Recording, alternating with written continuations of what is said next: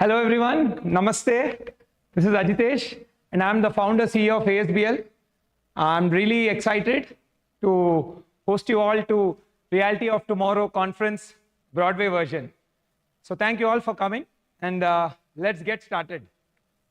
So before we get started, I always like to put forward the agenda. So that gives us a clear view of how this conversation is going to happen and sort of give a direction in which we're going. So firstly, I thought I'll just cover briefly the entire location aspect of Broadway, right? Where this is located, and mainly from the perspective of what's happening in micro market. Real estate may ask, we all know location plays a very vital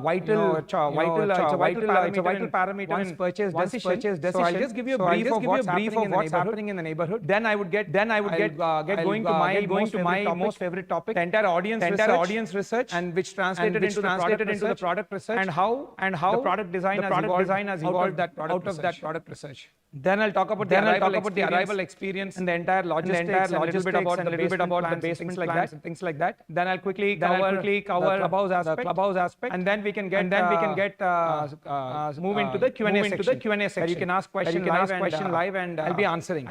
So let's jump straight into our conversation. So this is how and where Broadway is located, right? As you can see, this is just like a 2D map. It's right beside Loft, right in the heart of financial district, right? So we have sort of shot 2 videos, like how to arrive at the site from the Gachibowli junction, and then how to arrive at the site from the ISB junction. So let me play these 2 videos so you get a context of how to come to the site from each of these prominent landmarks, right? So this is a video of how one can come to the site from the Gachibowli junction. It's recently shot by us.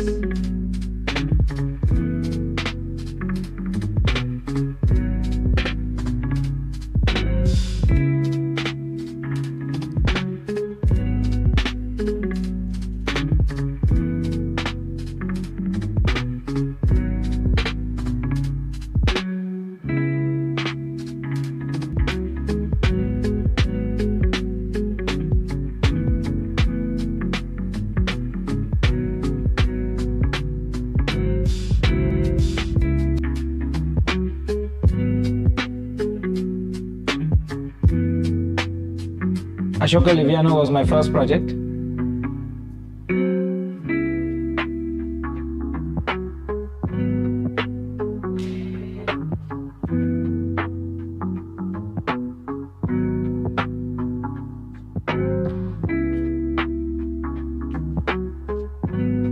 So this is a video of how you're going to come to the site from the Gachibowli junction. Now let me play the video of how you can come to the site from the ISB junction, or the IIIT junction, what we call.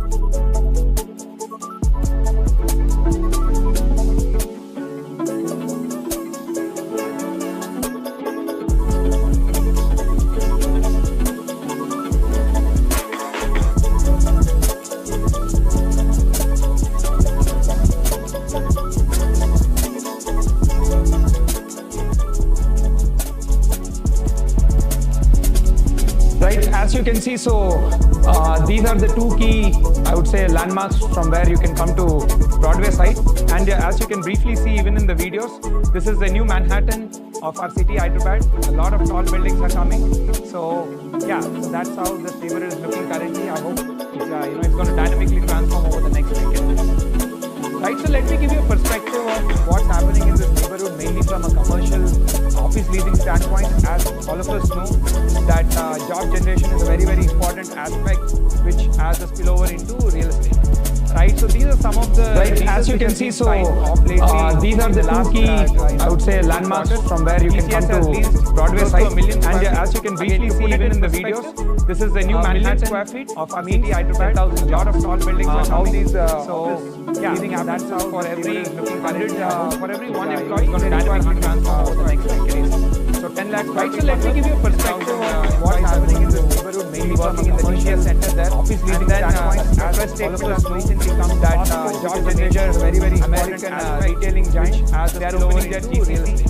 Right, so these are some of the... as you can see, so these are the two key, I would say, all of us know McDonald's, a global food chain. And as you can briefly see even in the videos, this is the new Manhattan square feet. So this is what is happening in a lot of tall buildings in this neighborhood from the leasing stand. Yeah, that's how broadly, if you look at the neighborhood for every one employee, dynamically what has been happening. In fact, 10 lakh, right, so let me give you a perspective of what is the knowledge that the building in the TCS center. You know, on the spectrum, as statement has recently that George and Major, very, very American retailing giant, as they are opening their GCC. So we are expecting a lot more leasing now to happen in this entire area. So just to again give you a broad perspective, you have again all the major FANG companies, Google, Microsoft, Apple, Qualcomm, Gap, Amgen, and all of that. So just to give you a perspective of what's happening in this neighborhood. Right, and another next critical aspect of this neighborhood from a transportation standpoint, right? Again, see, one is the entire aspect of leasing, which will generate jobs. Next important thing in real estate, which will impact entire, neighborhoods, is got to do with entire road networks, and your transportation network, high-speed rail corridors like metro rails and all of that, which is, which will greatly enhance the logistics of the area. So government has recently, there is a phase 2 also coming up, which will connect from KPHB to financial district. So these are the two key updates I thought I'll share with you guys. And so now let's get into my most favorite aspect of the entire presentation. And see, basically in this, I would be covering about what is the research we have done before we started designing Broadway project, what is the audience research, and how that translated into product design.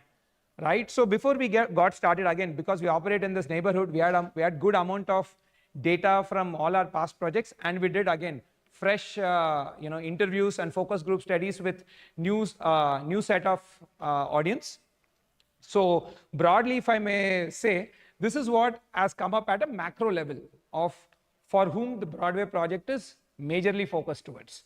So when we did research, the primary principal age group is around 35 to 45 years. So these are mostly your first-time home buyers, people who are buying their first home, right? And approximately family sizes are in the range of 3 to 5. In some cases, we are seeing that even the parents of the owners are staying with them. And another, these are the demographic things. If you look on the right side, that is more from a behavioral standpoint.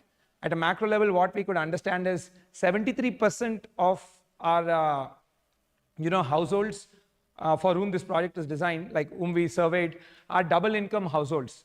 So one key trait of double income household is both the husband and the wife, both are working professionals. So they would need all the support from their daily utilities and all of that. So your amenity design and your product design has to cater to those needs. And then 64% of them are, parents where the kids are in the age of 0 to 7 years, so they're like early parents. That's again a key demographic for us. And when we did research, 82% of our customers have mentioned that they are used to hybrid work. So I will, so basis of this macro understanding, we designed something called the lifestyle grid. Okay, so what does this demographic data, behavioral data, again there's a lot more data than what we have published here, and we created something called the lifestyle grid, in which we broadly categorize that into 5 zones. As you can see, living space, which has got considerably to do with your floor plans, your tower plans, how you're going to consume the space, what you're purchasing. Then we went into the concept of practical luxury. This is where I was saying the research of, us knowing that most of our customers are double income households. So your daily utilities have to be within your reach to save up on time and to create convenience. And then now all of us know in this fast-paced life, social life is again very, very important, and how that has changed from over the period of years. So social life, and then everything got to do with your fitness aspects. And then again, something very important, again cited earlier also, 64% are early parents. So everything got to do with childcare. So we started coining this term as the lifestyle grid. So let me delve into the first aspect of the lifestyle grid, the living space. That is, your entire tower plans, and what was the thought process behind designing these spaces. So when we were doing research, right, around the living spaces, the thing which, the keyword which kept buzzing between all our customers is privacy. So what we got an understanding that, okay, once people come to the tower level, that is, into the corridors, after the lift lobby and all lobbies and lift lobbies and all of that, privacy became their most important aspect. And we want to see how we could deliver on that entire, feature requirement of privacy. So privacy became the center stage for us to design most of the floor plan and tower plans. So some of the key things what we have realized, what we have done through the research is, okay, so for most of the flats, almost 2/3 of that, we could come up with something called foyer entrance. So it's like a exclusive separate entrance which steps aside from the corridor, again greatly enhancing the arrival experience of your particular unit, and at the same time it sort of addresses the privacy quotient, right? So the minute you open the door, you have like a chota sa angan types, what we used to have in when we used to have like independent houses. So to bring in that aspect. So the foyer based entrance was something which we could come up with as a product feature at the tower plan, and again hugely we got very positive feedback on this. And next thing, again to address on the privacy side, has been the no opposite main doors. Again, this is something which a lot of when we were doing research, our customers were sort of have cited this as a requirement and sort of a good to have feature, right? So again, we strived hard to design that, because that no main door looks into the other apartment. So you open the door, so you can keep the main door open, and your flat would be much more well ventilated, and it sort of, you can feel, I mean, by even keeping the door open, you will not really lose the element of privacy. So at the tower plan level, the two key things what we focused in Broadway project has been the foyer based entrance, and then the entire no opposite main doors. Then we went to the next key aspect, where people, when we're talking at a floor plan level, at a unit plan level, right? So what are the key things which came up, during our focus group studies and our one-on-one interviews? These keywords sort of emerged: lighting, ventilation, carpet area. And another aspect, let me share a story also. So when most of our customers, again, if you look at the demographic and behavioral data, have traveled world over. Most of them are working in the IT sector, right? And they have traveled abroad internationally. So when we were doing a sort of a research, one of our question was, okay, what is a good building for you? As simple as that. Like, what is your aspiration? And then we had like A/B testing, like we showed multiple images, and across various people, when we ran that experiment, many people picked buildings which were tall and had a glass facade, right? So that was something which they told was their aspiration. And in fact, even one of the question was, which is your most favorite city? The three cities which came up were New York, Singapore, and London. And what is it that you like about it when we asked that question? So people were telling, okay, I like the tall buildings, glass facade, which looks sleek and tall, right? So that's when we sort of, okay, if this is an aspiration what our customers have, then let's plan for that. How can we deliver on that? That's how the entire concept of curtain wall came. Now, okay, curtain wall is a good to have feature which sort of adds to the aspiration of people, right? Adds to the aspiration of our customers. But then does it have any other functional implication? See, one is the aesthetics, right? So you look, it's going to look good. Definitely that's a very, very important thing. But what we have realized in our research is there's a lot of utility, a lot of functional aspect also which curtain walls bring in. One, like the top three to start with, is what mentioned here, is that, see, again, when we were again doing past research, is that people wanted, okay, they loved our concept of outdoor living, which had a very big balcony, but they were like, can we maximize the carpet area? Yes, naturally. So what we realized is, okay, some of our projects which we have handed over and delivered to our customers, when we went and did the study, they're spending a lot of time in the outdoor balcony area. And there are other balconies, the smaller balconies attached to the bedroom are not being used much. So that is when we got an idea that, okay, there is a room to maximize the carpet area.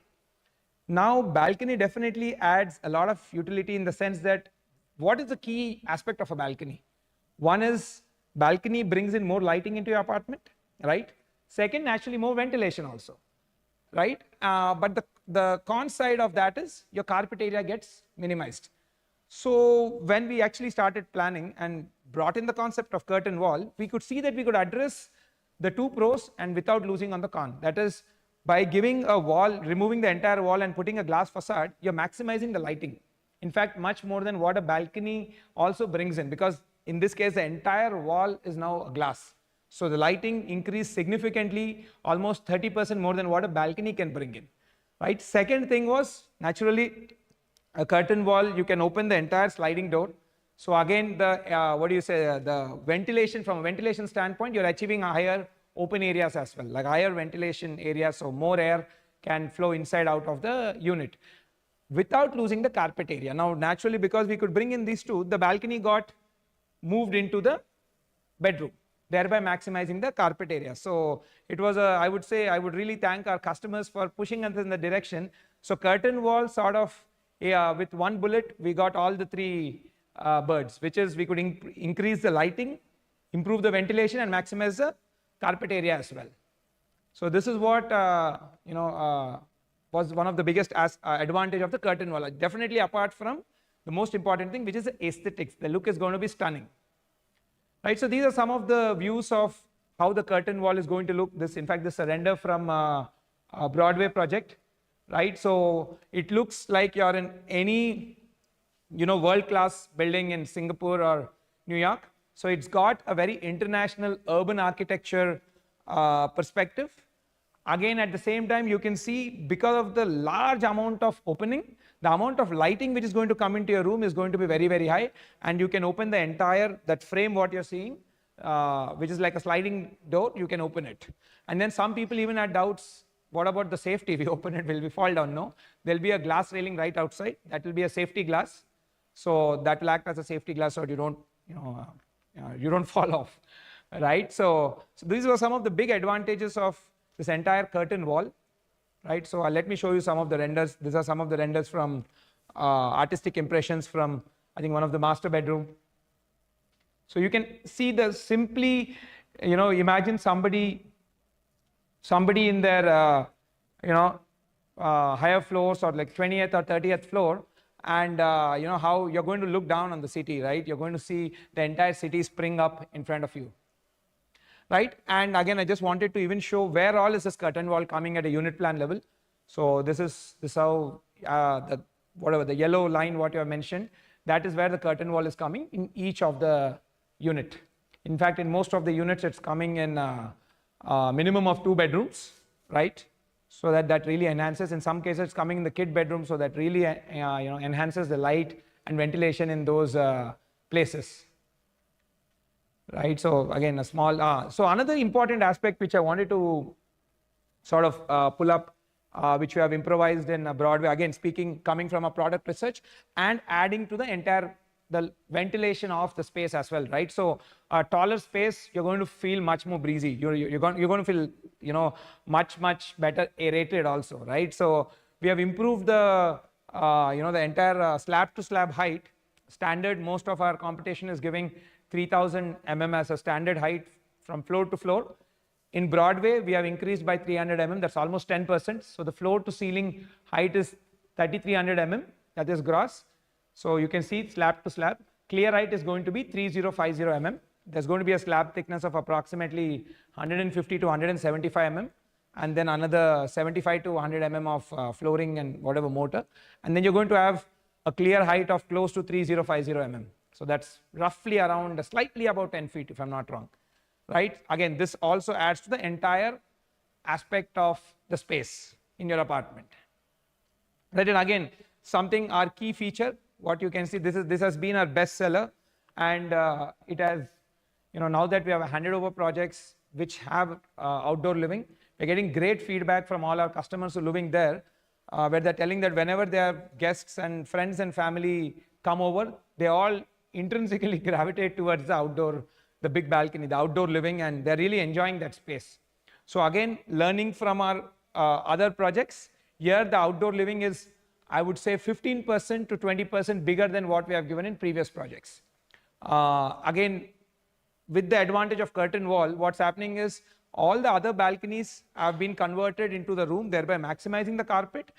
And naturally, because we could increase the carpet, here we could we could negotiate and we could increase the balcony size, outdoor living size, which is almost 15% bigger than all our previous projects. So it's really going to have like a your own patio in the sky, right? That's how it's going to look like. This is one of the renders what we have done to give you a perspective of this entire thing, right? It's going to look very sleek and classy.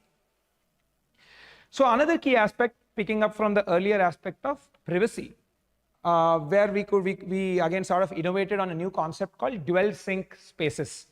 So when we were talking to some of our customers, especially those who were, I would say, in the 40 plus age group, were mentioning that, okay, in the current house where they are staying, when the guests come over and then they are sitting in the drawing room, there is a clear visibility to living room, thereby the entire house has to sort of become more formal. So then we sat down with this problem and see, okay, what sort of solutions can we come up? And that's what we came up with, this idea called dual sync spaces, right? So this is what the dual sync space means. You can clearly see the drawing is totally made exclusive from the entire living and the dining aspect. So that you have a guest coming over, your family life will not be disturbed. It can move on seamlessly. Again, this is something which a lot of our customers have really appreciated, and we could do it in some of the floor plans. Again, in every floor plan it wouldn't be possible, but again, this is mainly, we saw that this requirement came in the slightly larger families and families who are more in the 40s. People probably in the 30s, they didn't really cite this as a requirement, but yeah. So we call this dual sync spaces, where you have a totally private drawing and a living space. So if you have any guests or anybody come over to your house, your family life need not get disturbed. Rest of the family need not get disturbed. So that's another key innovation what we have done in Broadway. Right, so this is again a sort of a small render on how that space is going to look like. Right, now let's get into the second aspect of the lifestyle grid. Right, the second aspect is practical luxury. As I've mentioned earlier, right, so most of our customers from a behavioral standpoint are double income households. So what happens in a double income household? Both the husband and the wife are working. So when both people are working, naturally there is a dearth of time, right? People have close to 40 to 50-hour work weeks, and then you've got to manage a house, you're going to manage the entire, your daily utilities, grooming, and all of these sort of things. So again, we came up with this concept of practical luxury, where the idea was all the key day-to-day life utility services should be within 100 steps. Like within a minute, you should be able to go there. That's the idea, and that's what we call practical luxury. So let me delve into it, again coming from a customer research. So as I've mentioned earlier, right, 82% of our customers have mentioned that they're exposed to hybrid work, right? They're working, some of them are working actually, full-time work from home they are doing. Some of them are doing hybrid thing. In fact, a good number of customers, we have NRIs, right? So they were telling that when we come over, like some of them are still continuing their work in the US, or some of them when they come over here for a couple of months, they are still continuing their work, right? So again, so this has been something, a key bestseller again for us, is the entire concept of co-working space. So roughly we have given close to 9,780 square feet of plinth area in this co-working space, again split into two levels. Now where is this coming? This is coming in the Tower A ground floor. Again, learning from our past experience, in our previous research, we found out that whenever any amenity moves from the ground floor to the first floor, there is a drop of 83% in footfall, right? So we wanted to design the entire podium in such a way that all your most used amenities are just very close to you, that is within 100 steps, and also your entire podium becomes very active with people. So at the podium level, the society should be buzzing with social life, with people, like, with people talking to each other and, fostering new relationships. When it comes to your tower level and your full floor level, privacy becomes very important. So that's how we design. At a tower level, privacy. At the podium level, it's all about social life and the community life. So coming with that concept, the entire co-working space is located, which is approximately 9,780 square feet. You can say close to 10,000 square feet. That's located in the Tower A ground floor. So you can just come down on, in any of the tower and just walk out. It'll be hardly 100 feet, 100 steps, right? Another interesting thing also what we could see is that most of the co-working spaces, now again, another thing also what we learned over a period of years is there's no point of giving specific use spaces. The problem with specific use spaces is after a certain point, it's not really used. Like for example, let's take the co-working space, right? In the co-working space, you have workstations and you have conference rooms, right? Like a discussion room sort of thing for you to attend your Zoom calls or things like that. Most of the places we saw that, okay, when we were doing research, people are using this majorly during the, typical office hours. That is post 6 or things like that. It's generally idle. Most of them are idle. So we thought that, okay, instead of giving separate spaces for tuitions and all of this, what does tuitions also need? It's the same ecosystem, same infrastructure. They need a sort of a discussion table and similar infrastructure which is required in a discussion room of a co-working space. So we merged this. The discussion rooms of co-working space can be booked by people who want to attend their Zoom meetings and by kids who probably want to, put their tuitions also. Thereby you make the utilization of the space much better. So more the space gets utilized, lesser would be its cost of maintaining, and it will deliver more utility, right, to wide set of audience. So learning from that experience, so we made this into a little more multifunctional space. So kids who are studying also can sort of book a discussion room, like those mini conference rooms, sort what we call, and then they can put their tuitions and all those sort of things here. So again, this is located in Tower A ground floor. And again, a small part of it is located in the Tower A mezzanine. So you can see the internal staircase. You can get on that staircase and go to the higher floor. Of course, the discussion rooms and all the minor level furniture planning will improvise with period of time. But this is to give you a broad perspective of where that space is coming and what all functionality can be done there. We are merging co-working space with the kids' tuitions. So this like a stock image. Right. Another next important thing which our households are, I've mentioned again, the fact that this I think is also coming mainly from the aspect of both wife and husband working, is that people have said that they need a space where they could sort of put their valuables. Because these days, when people are working Monday to Friday, let's say there's a party on the weekend and you have to go to the bank and bring your jewelry, right?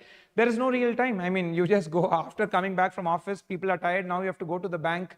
In fact, the branch might even be closed at that hours. So all of these small things add a big pain point to people's lives. So we thought we should give all these facilities should be given here. So we have provisioned space for lockers. We will be tying up with one of the major banks closer to the handover. So they will be setting up the entire infrastructure. Right, approximately 1,100 square feet, what you see. Where is this located?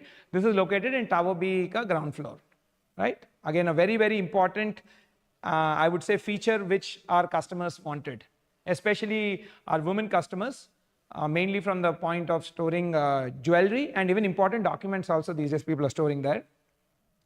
So this again, just a stock image. Next, another important thing is the entire aspect of grooming. Apart from your monthly grooming things, which people have to go on a monthly basis and get a haircut or a shave and done. Another thing what we have been seeing of lately is this entire aspect of when people get ready for marriages, especially marriages or any events, right? It could be a birthday party or anything. There is a lot of service requirement which people are calling from, especially again our women customers require a lot of services around saree draping and that entire getting ready for the any of the event.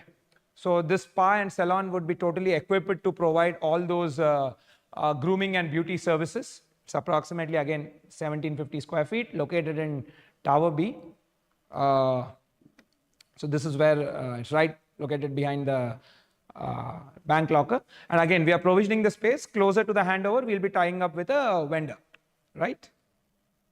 So whenever there's a party which you are hosting or a party which you are going to, you can simply, you don't have to really plan, go out, get ready somewhere and go. You can simply come here and get ready, or in case, most of the cases, these service providers even give the facility of sending the, their person to your home to probably help you in getting ready and all of that. Again, very, very small thing, but very, very important aspects.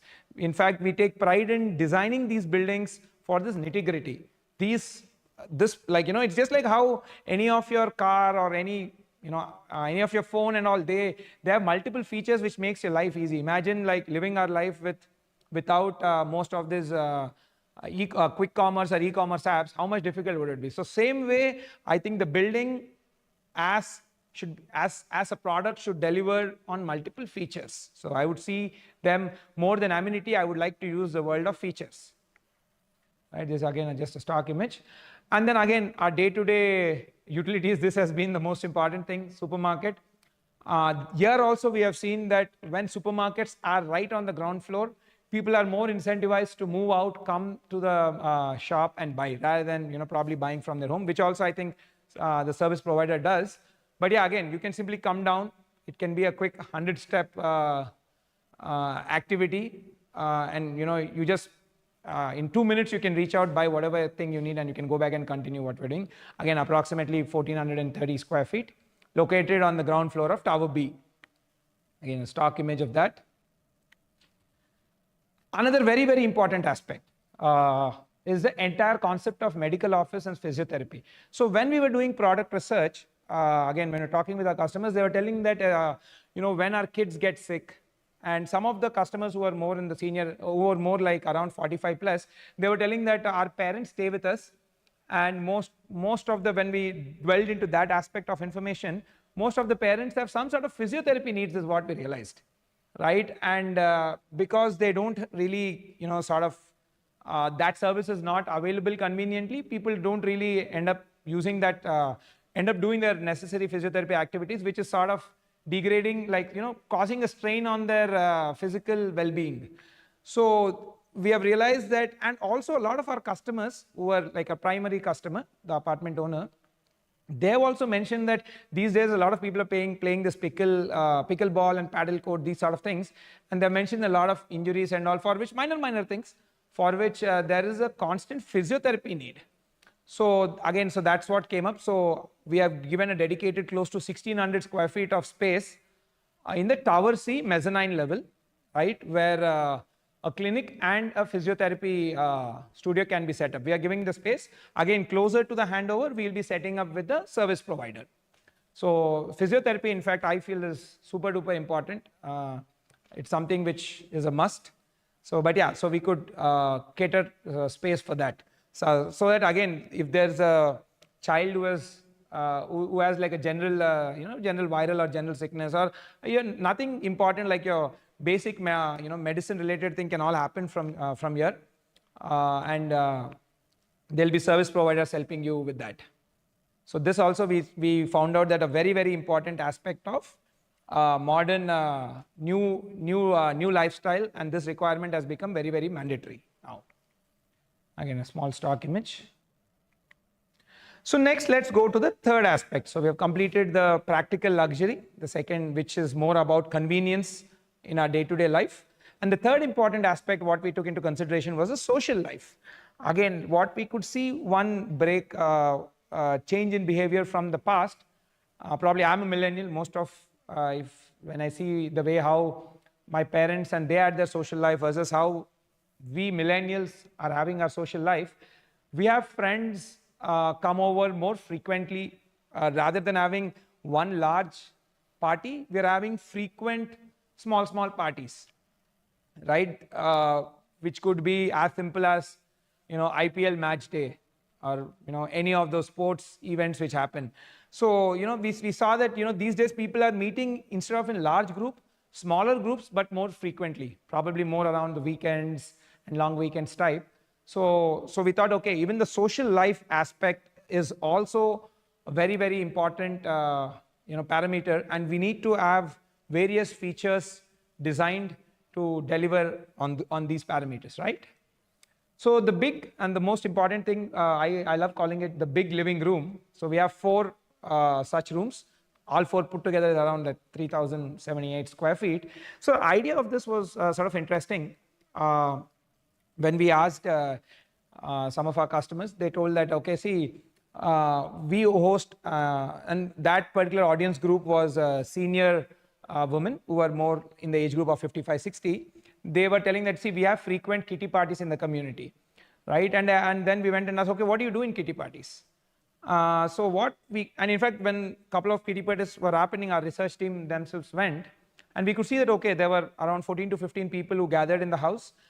And if you actually see, the house is not built for 14, 15 people gathering in the house. Of course, like people can fit in the house, but it's not designed for that, right?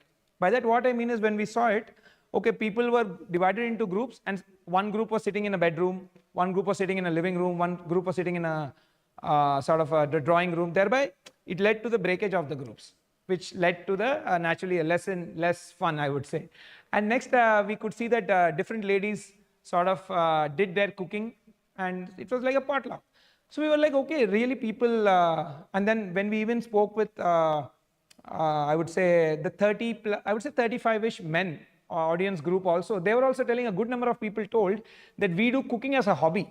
That was very interesting and a good sign, I would say.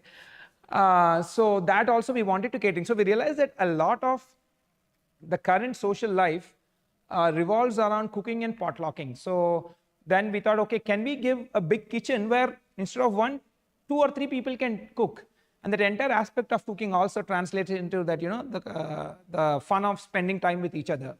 So that's how the concept of the big living room came. Essentially, in your living room, which is designed mainly for the family, right? So can roughly 4 families. That's how we sort of envisioned. Like, this space can, each of the living room can hold close to, I would say 10 to 15 people. So around 3 to 4 families, right? So where they can come, cook together, and have their food together, and it's there'll be a big sized TV screen which we'll be setting up, so they can watch their game of their interest and all, and without the pain point of again cleaning that entire thing up. If the same party happens in your house, again after everybody leaves, you have to clean it up. So here this all service space. So again it will be pay on demand. So the housekeeping staff would be cleaning it. Another important thing which this also solves for in some of the communities, what we have seen is the guest rooms, which are essentially for guest stay, have been used as party rooms. One, that is not right to do. But what we have seen is, and because it's used as a party room, people spoil the entire linen there, and there's alcohol and food all across. So of course that was not the intention of the space. But what we could learn from that is, okay, these days people need these getaway spaces where they can have sort of a fun time with their friends. So that's how the concept of living room came. So now, without spoiling the guest room, people can use this space, and it's a purpose-built space. This space you can cook, and you can even you can watch a game night, you can watch an IPL match, or play cards, poker, whatever. So again, something very, very important what we have realized in this day and age, people are sort of socializing this way. Smaller groups, but more frequent. So most of us have friends over the weekend. So that's how frequent it has become. Unlike in the past where it used to be less frequent, but bigger groups, now it's smaller group, more frequent. So people can book this space using the app and use this. Something we found it could greatly enhance the lifestyle of our community members. Next, another thing what we have seen, as I've mentioned in the beginning, right? Close to 64% of our audience group in this project are people who have 0 to 7 year age group. So one of the key features of the 0 to 7 year age group, when we were further talking about their kid aspect, is that the entire concept of birthday celebration, right? If you actually see the first birthday or the third birthday is what most people have told, that we typically have a larger gathering of maybe 150 to 300 people, but the rest of the birthdays, right, it's typically small gathering. Most of the cases it's just the kids' school friends or the colony or the community friends who come over. So it's just frankly like a 30 to 40 member gathering. So now why should we, and generally this kid's birthday is something which is the most commonly used party situation.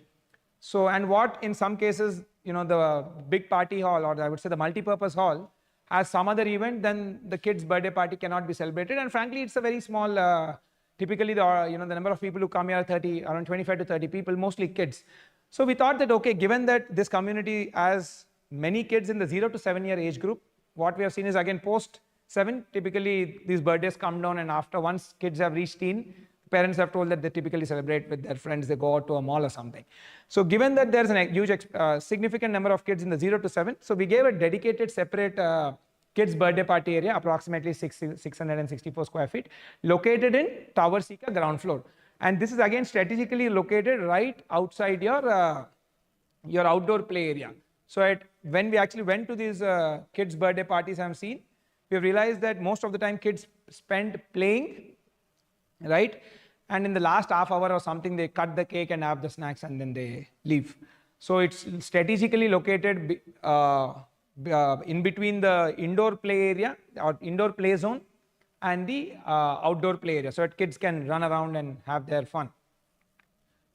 Right, so again, a simple stock image. And next, another important thing, guest room. What came up in our research is our customers have told that, a good number of them are people, where their parents are not staying in Hyderabad, right? Most of the customers have told that, audience have told that their parents stay in the villages, or more so, even if it's not their parents, it's their any relatives who are coming over. Especially this requirement came from our clients who are more from the outside Hyderabad, right? North Indian or Central Indian sort of people who are not from Hyderabad. So they have mentioned that they have friends or relatives who come over to the city and they show them around, when festivals are there and things like that. So again, guest rooms is something, in this we have come up with a good ratio.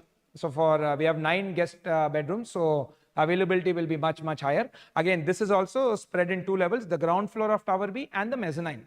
This is a ground floor plan, this is a mezzanine plan. Again, all of them are located on the podium level itself.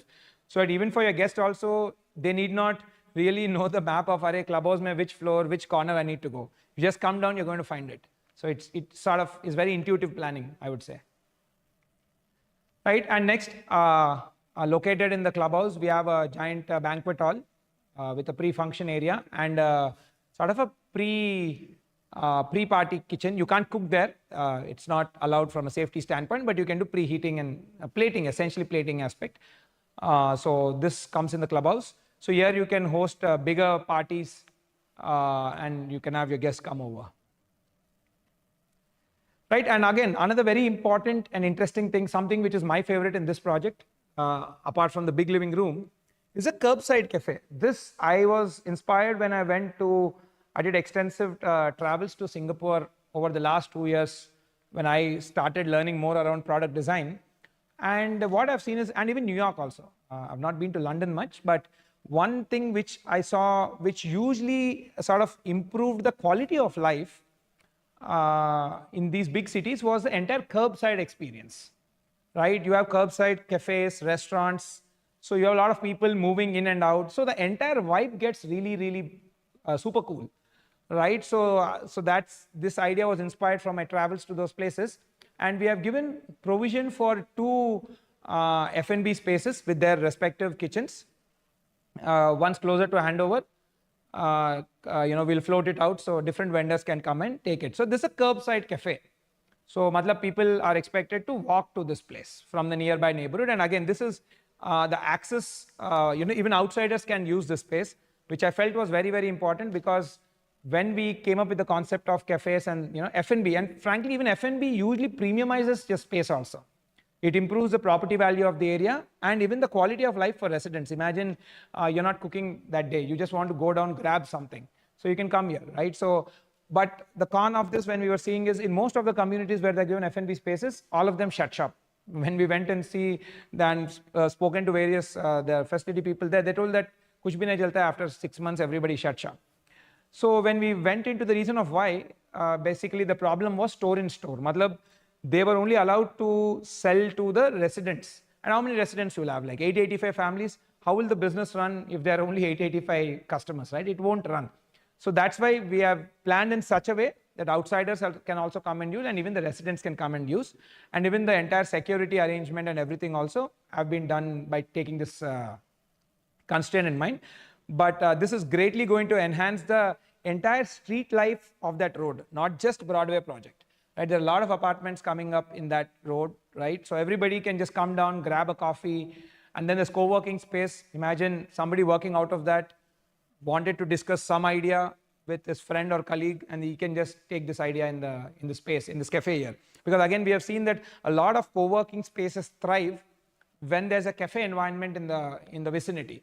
So again, the key thing what we took in mind is that each space should really benefit the other space. It's not like isolatedly giving spaces, right? So that was one key thing which we came up in our research. So how do we make sure the space gets used? It's not just, see, as a builder, we just design the space, we hand over and go. And if it doesn't get used, it's not really going to enhance the life of our customers, right? So we are, in our research thinking about how can that ecosystem thrive. In fact, most co-working spaces thrive when there's coffee in the vicinity, and most coffee shops thrive when there are, co-working spaces in the vicinity where upcoming entrepreneurs or people simply working from their home come grab a coffee, or they meet somebody here. So it's a sort of this is what the new trend has been coming up. So again, very, very important aspect of the social life, the curbside cafe. So some of the stock images of how it looks, and all major cities in the world, this greatly enhances city life. So in fact, this would enhance the life in that entire road, I would say, that in front, the Broadway 100 feet road, because there's loft coming up there, there's opposite projects. So everybody can simply walk. They don't even need to remove your car. I'm a big fan of walking neighborhoods. So to have a walkable neighborhood, first you need to have footpath. Second, you need to have activities or spaces where you can do activities. And restaurants are very, very important. It adds to the entire buzzing life and vibe of the street. Right, so there's just some of the stock images to give you an understanding. Next, the next important aspect has been the fitness zone, right? So again, something very, very important these days, if you see, the entire aspect of fitness and wellness both is no longer sort of a luxury. It's now become the comfort. I mean, it's now become the more mandatory item. It's no longer a sort of a wish list. Today it's mandatory with the sort of, again, if you look earlier in the audience research, what we have published, majority of our customers are tech workers. And when they are tech workers, there's a lot of sitting, and now they say, right, sitting is the new smoking. It's not really advisable at all. So the entire aspect of your fitness and well-being, a physical well-being, is something very important. So we really want to spice up this entire thing, not just keep the monotony. So we broke down this entire fitness and wellness into two divisions.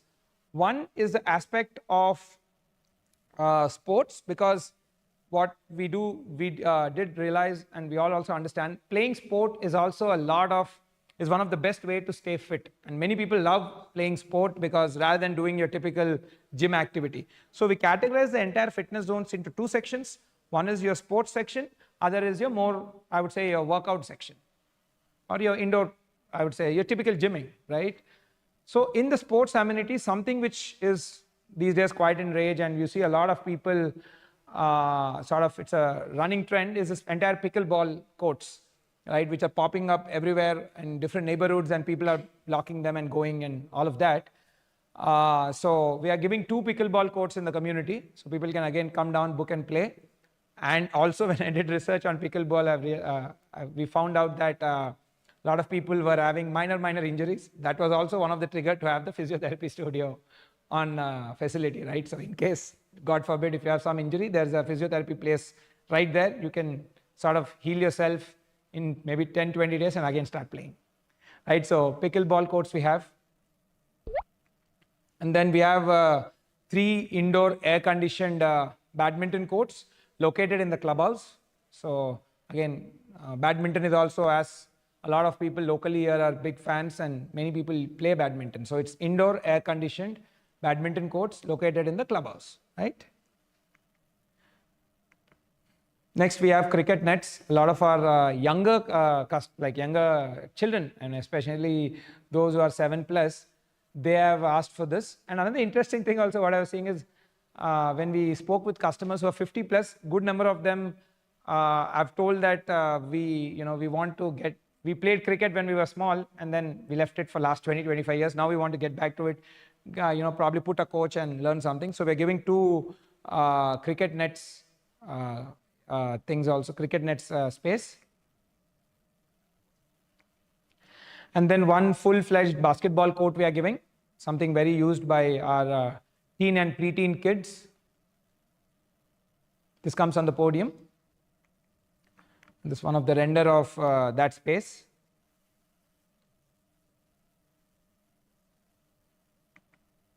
Yeah. Next, you have the fitness zone. So this is more like a indoor workouts, right? Which or what you might call typically your gym sort of things. So the gym in this is close to it. Again, it comes in Tower Seeker ground floor. See, very, very important for me personally is that we put all the spaces in the ground floor. That's been something very, very vital to my design language over the last, I would say, 2 years, right? Because there is a 81% drop in footfall. Research says that there's 81% drop in footfall the minute the space moves from ground floor to first, second, third, any floor. So we want people to use this, and we want the entire podium level to be buzzing with people and having a great vibe, a community vibe. So again, this is located in Tower Seeker ground floor. You can just wear your shoes and come in 100 steps, you'll reach this place. So close to 10,000 square feet, making it one of the largest gym in the in its category, right? It's in the ground floor, and this is again in the mezzanine level. Both are in Tower C. Stock image of gyms.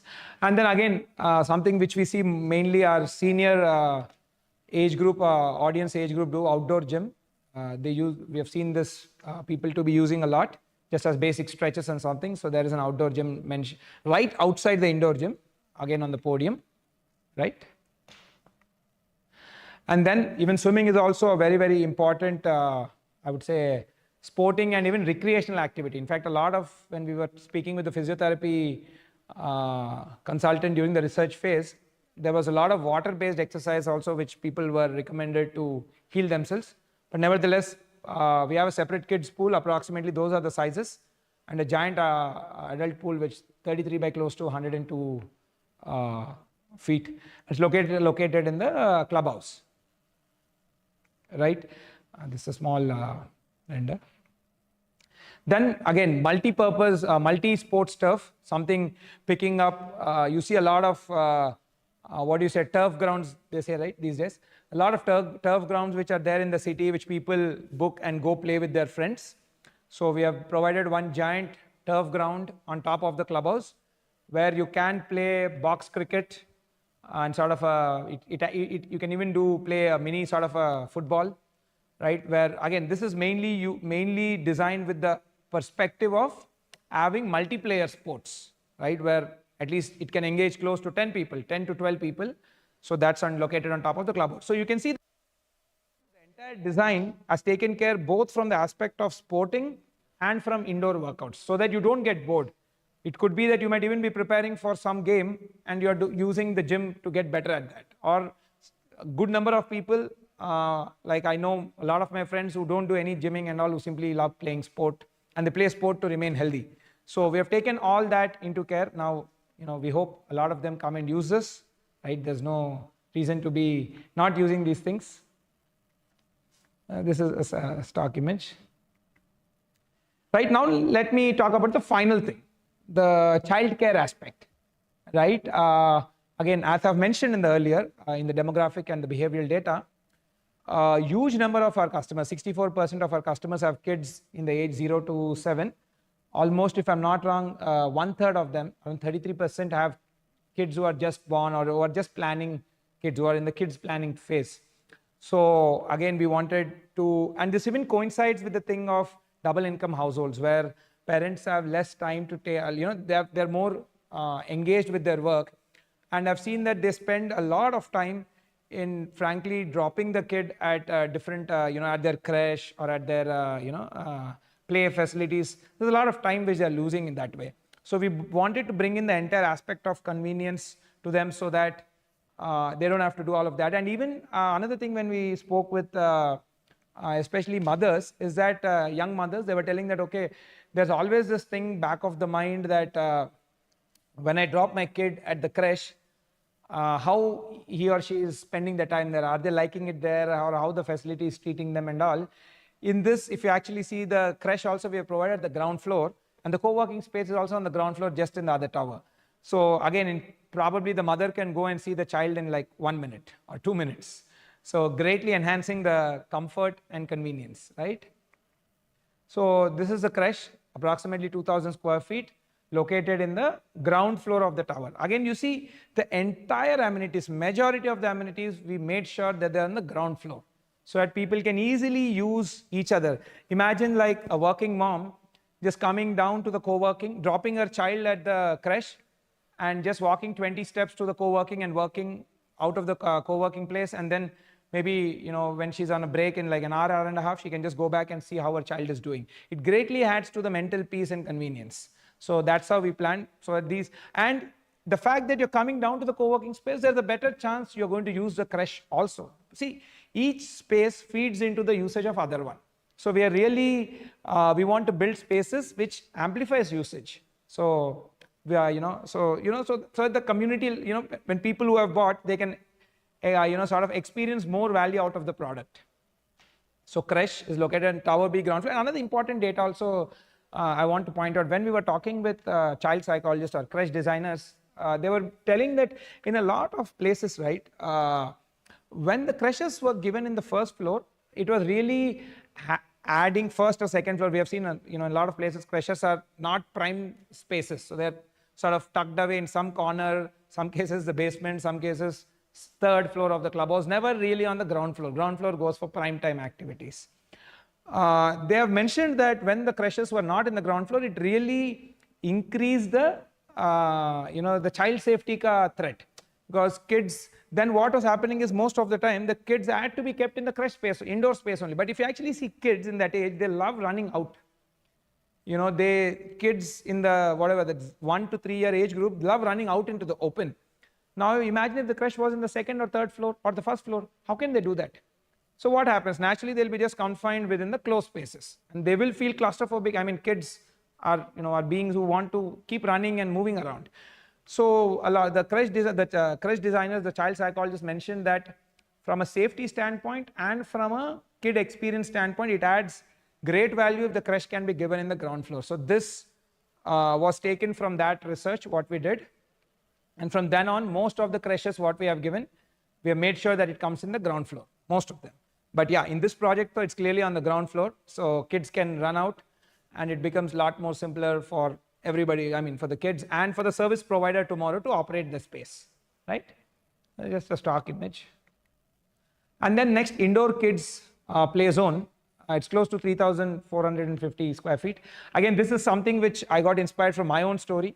I have 2 kids, one is 5 and one is 3 years old. And one of the best activity which I do sort of monthly twice to keep them very engaged is when I take them to the mall and they play in that entire play zone. It's almost impossible to get them out of that place, right? That place really hooks them, engages them in their entire playing aspect, right? So then I got the idea that, yeah, why am I taking my kids once in 15 days? What if they could go there much more frequently, because a good number of them have even like role play based playing and all of that, right? It really engages them, that particular age group, essentially I would say 2 to 7 or 2 to 8ish. So again, so that's when the aspect of convenience. So can we bring in this play zone which are typically found in malls into a community? In fact, we are the first people to do it, and we have done it in Spire project. These are the actual photos from that project. It's always full of kids, 24. This is, in fact, this has been the space which is most used by the community members. You will always see kids playing around in that area. I would definitely recommend parents that you please, while this happens, please make sure you use the guideline of how to use. Sometimes I see people running with their shoes, it will spoil the material. But anyways, that's for a later day. So this space is something we have seen hugely, I would say, engage our kid customers, right? So this is given close to, if I may iterate, where is it? Yeah, close to 3,500 square feet, located in Tower C ka ground floor. If you just look little down in the plan, the kids' birthday play area is also there. When we actually went to these kids' play zones and we have done research, most of the times these kids' play zones get booked out for kids' birthday parties. So the typical birthday party ka theme these days is that, okay, you invite kids, friends to their play zone, they play for a couple of hours, and then they cut cake, eat snacks, and go. So that's the level of detail how we designed this. So the birthday party hall is also right below the kids' play area, so that they can, easily, they're right across. So it can, they can play here and then go to that place and do the rest of the activity there. So the entire, what I call sequential space planning, is something which we really put a lot of effort in this project. Yeah, so this side. And then the outdoor kids play area. There's also a big space right outside behind the Tower C. So specifically catered to the kids. Outdoor kids play area. Right, and then, okay, I think it's just reiterating the kids' birthday party area, what I've mentioned earlier, right? So if you see, the kids' birthday party area is sandwiched between the indoor play zone and the outdoor kids' play area, so that, your child ka friends from, the school friends or whoever, they come over, they can have a great time here. And typically these are smaller groups of 30 to 40 people, so they can quickly finish that activity in like 2-3 hours. And probably it's a much more engaging and a better way to do it than doing it in a multi-purpose hall. Imagine that's in the first floor, where will kids run and where will they play, right? So this is what I would say is the entire concept of sequential space planning, right? Kids' birthday. Now let me, again, one of my most favorite topic, arrival experience, which I've sort of delving more into more project after project to give great experience right when you approach the property, right? So this is how a small render of how the entire, I would say, the arrival experience, the main gate part looks like. Just made like a small, I would say, visual, just to give a perspective. Let me just go back. So as you can see, right, the entire, this is the view from the street side. So it's a building, the F&B places is what you can see there. So it really invites people. See, one other thing which I really don't like, I mean, I would say more than liking, what I've seen in my travels to Singapore and New York is that buildings are really approachable. Like you can easily get into them. You don't have like giant gates or walls which are sort of pushing away people from the neighborhood. So we wanted to have an approach where the building reveals itself smaller, great entrance spaces, but lesser. I would say you can see inside, go inside, because frankly the F&B will really thrive on the great footfall. If you have a good looking space, that's great. That's usually going to increase the footfalls. Greater footfalls, better business, you're going to have better service provider. Better service provider, better, more utility for the entire customers who are staying there and for the customers in the back street, which will increase the property value. Frankly, in fact, now I'm doing a research on quantitative, how number of restaurants really increase the property prices in that area. And there's a good correlation, right? So we are doing research on that. But yeah, anyways, more number of restaurants increase the footfalls, increase the entire experience of that particular street. So you can see the entire main part is designed as a very welcoming thing, so that anybody can come and sort of use the F&B spaces, again, without losing the aspect of safety and security, right? In a later, we have taken care that, at various aspects, even the safety and security aspects are met, because strangers cannot walk into the building. So we have designed in such a way that both are taken care, right? Just like so this is again a small, I would say, diagram of how logistics and movement happen. As you can see, the golden line, that is a cafe entry where people can get dropped off and move. But frankly, this is mainly designed from the perspective of walking curbside restaurants, what we call. So people are expected to come here by walking, simply walking on the street, right? That's what we want to encourage in this line. And luckily, this is a dead-end road, at least as of now. Right, so dead-end roads have less traffic, so people can walk a lot more, thereby enhancing the entire community and neighborhood aspect of life, right? So people can, the cafe entry is shown in such way, and then right, if you go a little down, then you can see the resident and the guest ka car entry and car exit. And if some resident is just moving, walking into the building, that's what the blue line indicates, the pedestrian entry. And you can see the green thing, right? Security checkpoint. We made sure that people who are coming for the F&B space do not enter into the building premises, thereby making sure that it's safe. A similar barricade would be achieved, would be set up on the other side of the clubhouse also. It's not mentioned in the drawing, but it would be there. So those restaurant users do not come into the building, right? So, and again, we wanted to briefly discuss about the basement plan. We have done a small graphic of how sort of cars can move from basement 1 to outside to. And another interesting, important thing also which I want to mention. So the entire vehicular entrance into this building is directly into basement 1, right? So you don't have to come to ground and again go each floor down. You directly come into basement 1.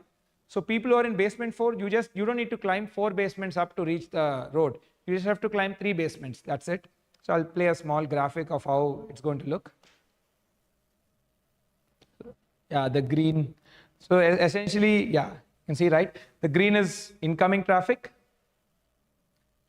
And the golden line is outgoing traffic. And you see the ramps, upward ramp and the downward ramp. So a similar one if you are in the basement 2.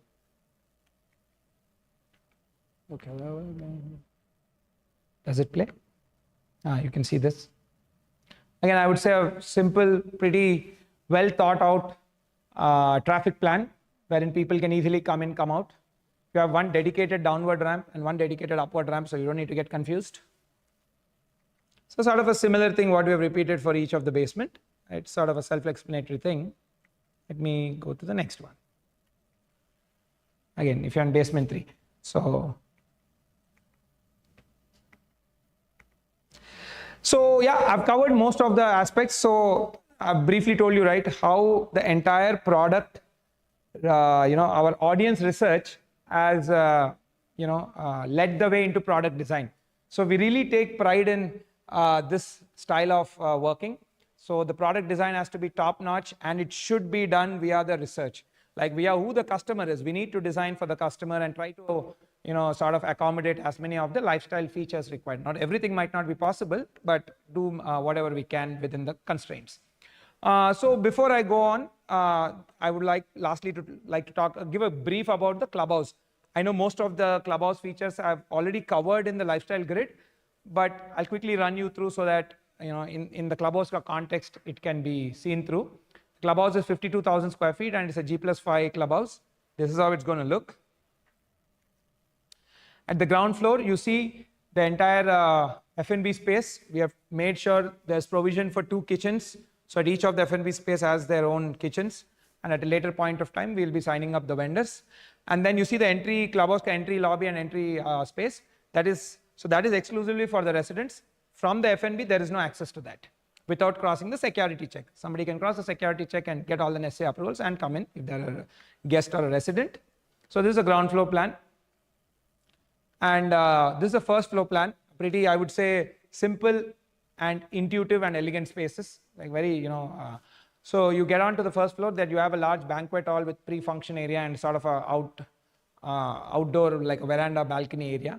So this is you want to host any of your larger gathering, and again, we have made sure we gave it's not a kitchen, I would say, it's more like a pantry area, which is for your prepping. We will not allow people to cook here because there will be safety hazards and we're not supposed to. But yeah, they can do their plating and the pura pre-setup. Second floor is not mentioned because second floor is essentially the downward side of the pool and all the pool pump equipments and all of that. That's why it's not mentioned. So it's more like a utility space for the pool. But yeah, third floor is the pool. The sizes I've mentioned earlier. It's pretty, I would say it's one of the biggest for, the category of the product here. And then the fourth floor is, again, I've mentioned earlier, it's badminton court, indoor air-conditioned badminton court, 3 numbers. People can book and use this facility. And then on the mezzanine level, on the 5th floor, you have indoor games, which is more like your TT and billiards and stuff like that. And it sort of overlooks into the badminton court also. And the clubhouse rooftop is simply a multi-sports turf, right? So that's your clubhouse. I thought I'll kind of cover another important topic also.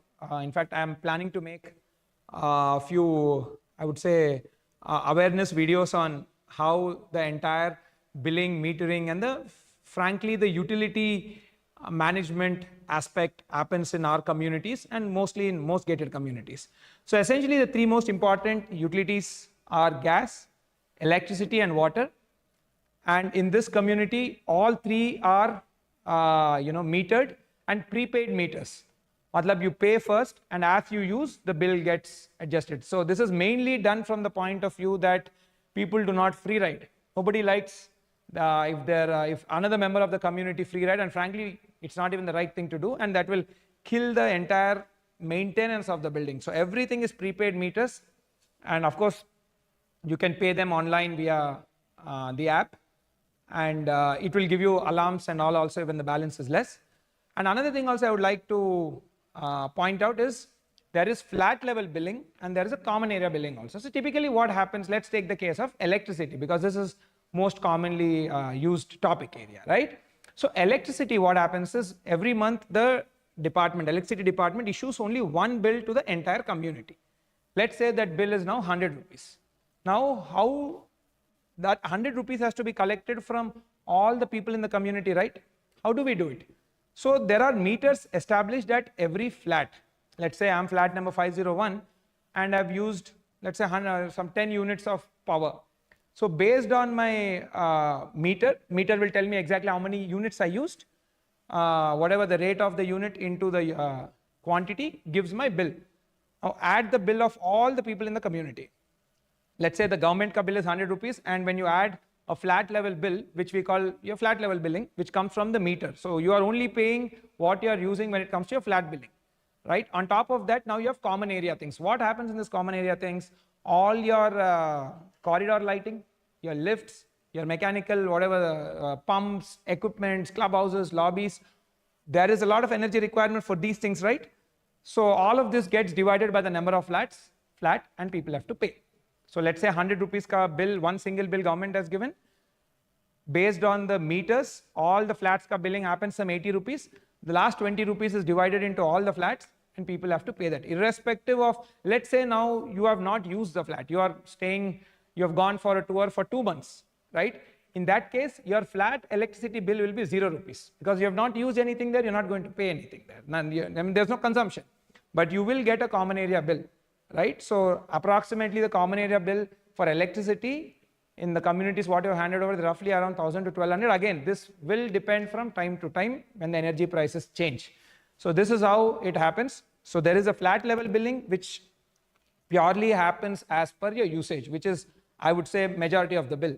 And the minority of the bill comes from common area billing. People will have to pay because if you don't, then your property value is going to come down. So, and there are meterings for at a flat level, the gas, electricity, water, everything is metered. So you will be paying for what you use within the flat, right?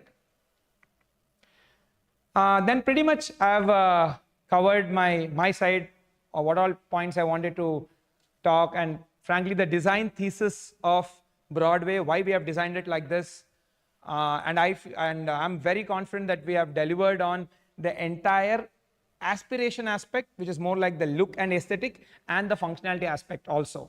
By and especially the curtain wall has been a sort of a game changer for us. A very new concept, like how outdoor living was a super feature for us in the past. Now we went to version 2 where we have outdoor living plus curtain wall. So this is a small snapshot of the, I would say, the entire elevation of the building.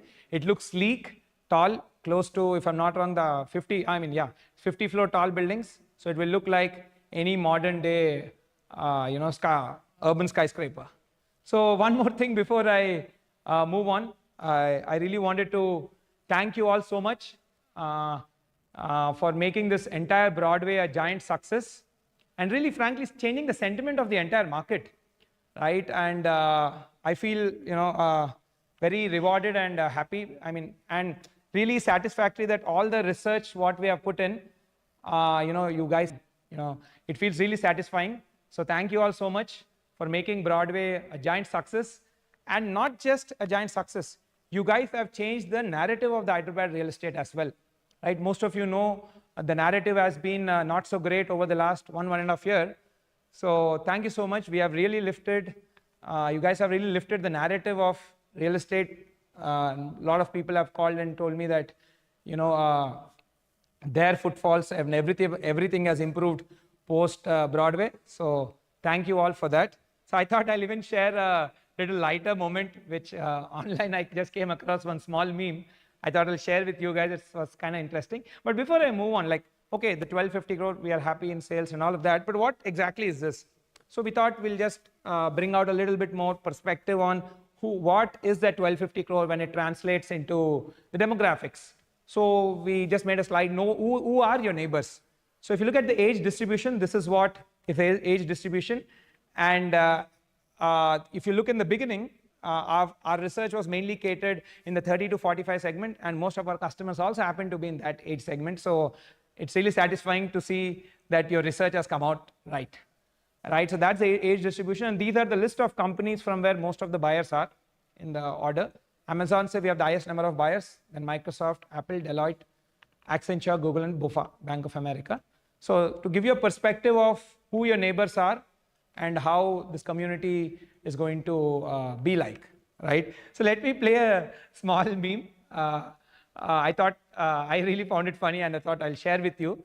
But again, thank you so much for not just making Broadway a success, but lifting the entire spirit of Hyderabad real estate. Let me just play this.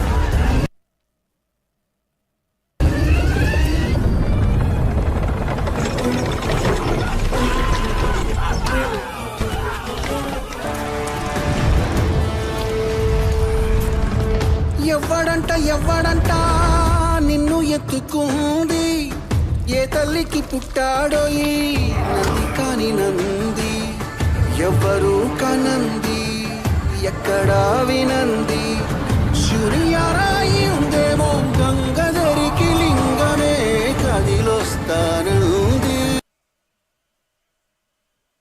Yeah, me on this. See again, I think real estate is a very, very big, part of the economy. In fact, if you actually see, close to 70% of the household income in our country, and particularly in the Telugu states, lies in real estate. And real estate doesn't mean just a builder. In fact, builder is I would say, a reasonably small percent, a small parameter in the entire big world of real estate. It's you, the customer, who is the biggest and the most important, part of real estate. So it's not just about Broadway, it's not just about sales and all. Okay, wo to chalta hai na, like it happens, it's okay. But I think what you all have done is really change the entire sentiment and spirit. Again, an industry which caters to so much amount of employment and contribution to GDP. In fact, the last quarter GDP numbers came out well because a huge performance improvement happened in the construction sector. We contributed 9.4% to the GDP growth last quarter. So thank you all, and welcome to ASBL family. Thank you so much. So that's it from my side. So before I move to the Q&A section, in case you have any doubts or anything, I'll just stop on the slide for a minute. There are sales managers. You can take their numbers and reach out to them in case you have any query or anything particular to your purchase or something like that.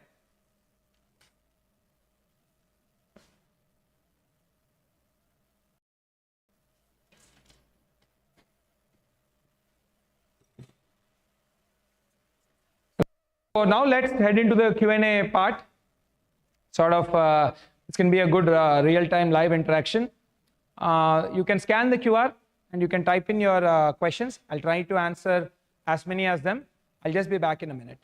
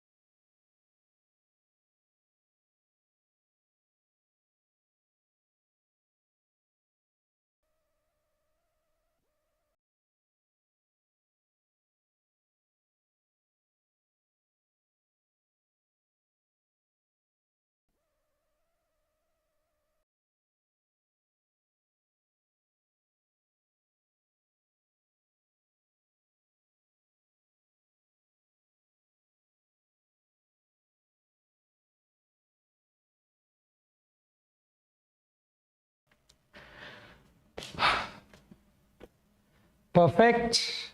So here comes the questions, but yeah, let's get started. So first question we have from Mr. Ratnadeep Ghosh. What is the payment options and duration of payments? What is the price list? Sir, you can check out these things on the website. It's clearly, you can go to the price section. We have mentioned all the details, but any other specific inputs you need, you can reach out to our sales manager. They'll be able to explain it totally in detail. Thank you. Next, we have Miss Neha. Is there a temple provision in ASBL Loft? Yes, ma'am. We have a temple provision in ASBL Loft, but I'll talk about that detailedly in Loft project. In fact, we have a temple provision in Broadway also, but it's a provision. We'll see to it down the line what can be done. Next, we have a question from Mr. Arun. Any future projects? Sir, we are constantly evaluating options, right? So we are, seeing again, we intend to do more in the financial district area and even north part also we are looking at. So we are exploring. Once we get any good opportunity, we definitely want to explore. But again, anyways, we are we are asset focused company, so we focus more on housing projects. But nevertheless, we keep evaluating various opportunities, right? Next, Mr. Sai Kiran. People are saying that a Broadway apartment is having high density compared to other apartments nearby. How do you take this? See, frankly, that's a good question actually. I'm glad that you asked. See, density is a consequence of the infrastructure of the space and the land prices, right? So when the land prices have reached very high, now builder can't make their business profitable by building less number of units.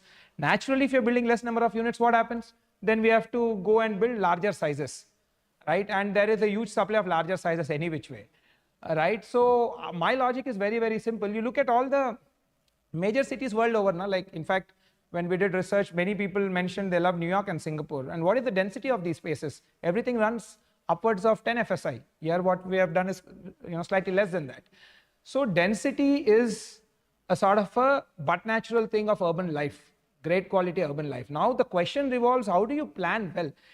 Of course, density brings certain problems that you need to plan well. That is why if you look at Broadway, we have 52,000 square feet of amenity space. If you look at generally as per norms, we need to provide maximum of 50,000 square feet or maximum of 50,000 square feet of amenity space is what we as a developer need to provide.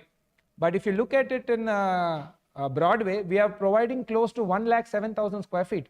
So in terms of your saleable area, that is 5.1%. So higher density will involve have more amenity space, very simple. So that is how we see it. So density is inadvertently any big downtowns are going to be highly dense because the land price is high and it gives you the great convenience of quickly going to your office. But you need to plan your amenities well, give more amenity space. We are giving almost double the amount of what is required in the HMDA norms, right? So you plan that way, right? In fact, it greatly enhances the life. Imagine smaller communities. I'll tell you another problems like we have handed over, right? In smaller communities, there's no crash.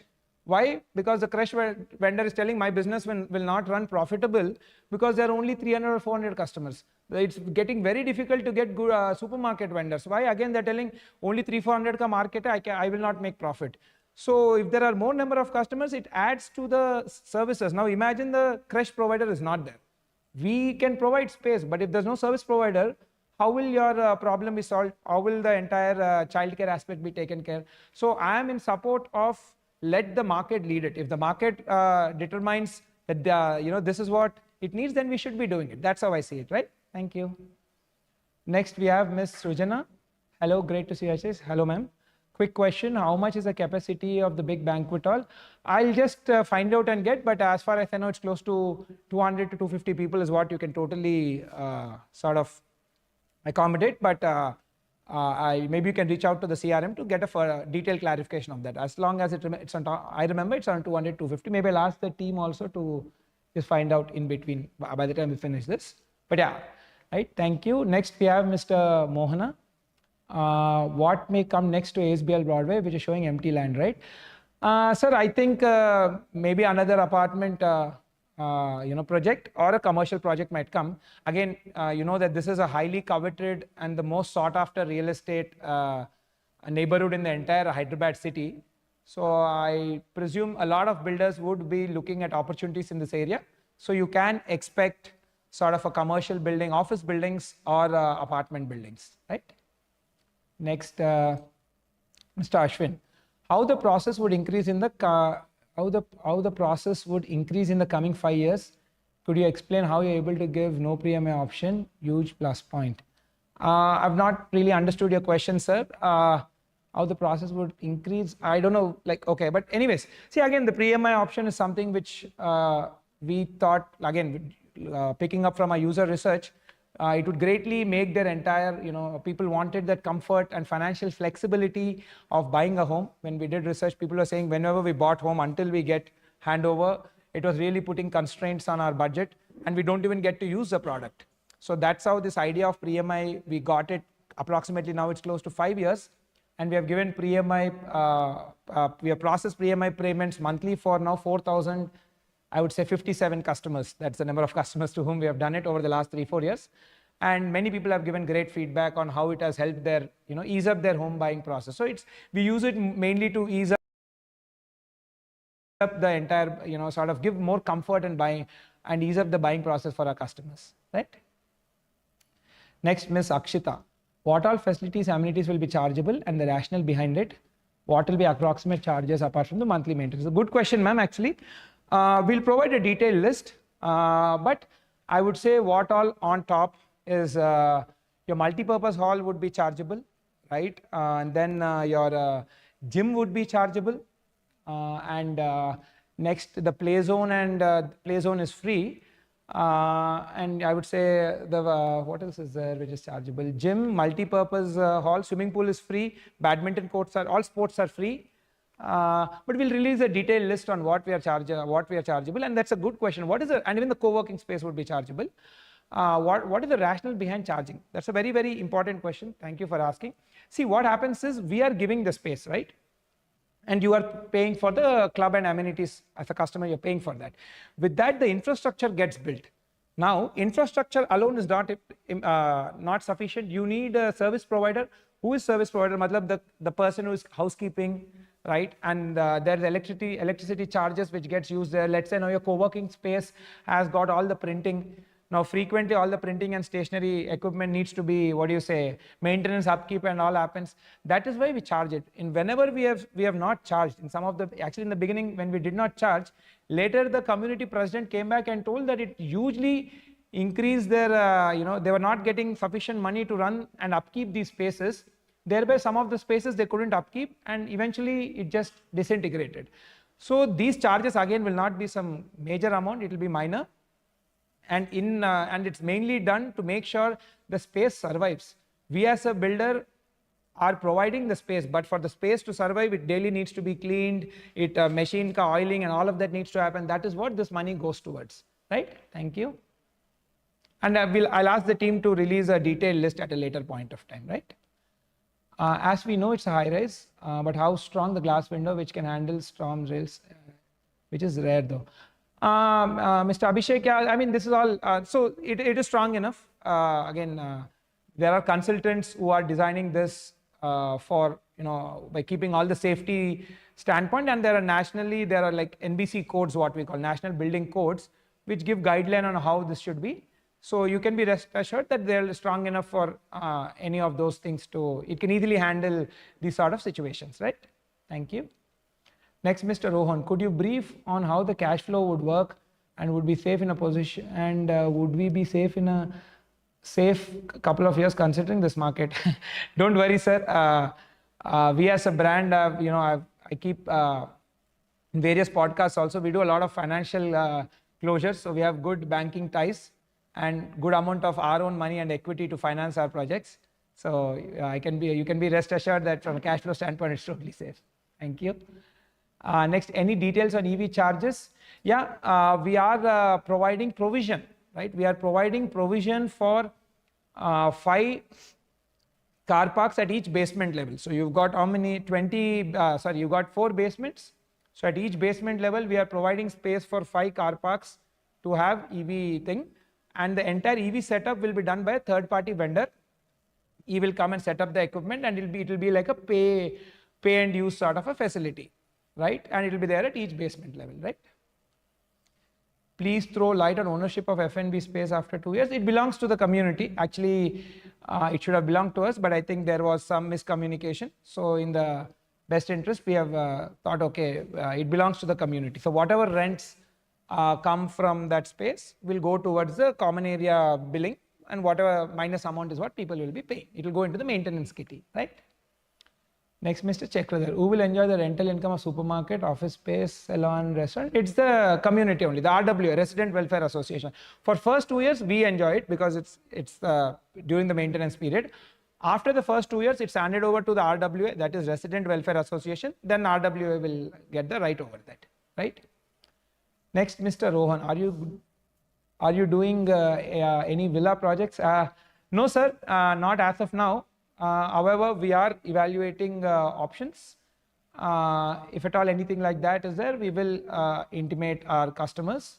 But currently, we are not looking at that. We are just exploration phase, I would say. Thank you. Next, Mr. Rohit. I had question on customer referral. I booked a flat and referred my brother, but reward experience is not good. Sure, sir, you can reach out to the CRM. They should be able to help you based on whatever is the condition. Thank you. Next, Mr. Sekar, Mr. Jayasri, Ms. Jayasri. When is the position? The clubhouse is open for all, not only buyers. Why billing is paid by owners? I'm interested in ready move. Sure, ma'am. There are a lot of ready to move in properties in the neighborhood. You can check out online and you can select the one whichever suits your need. Right? Possession, it's in December 29. Right? Thank you. Next, this also answered. Next, Mr. Mohana. Can you explain the logic behind parking space allotment? See, again, with parking, we have traffic consultants who frankly do the technical aspect of parking design. But, it's designed in such a way that from where you park your car, it's closest to the corresponding lift bay. So again, we have to make sure that there's a priority order which they follow, and then iske hisab se parkings get designed. And frankly, it's not what do you say?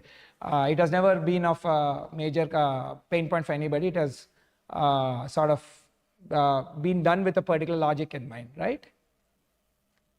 What is the confidence level to finish? 100%. You can be rest assured, right? Next. Kiran, do you have any plans to launch venture in Tellapur and around areas?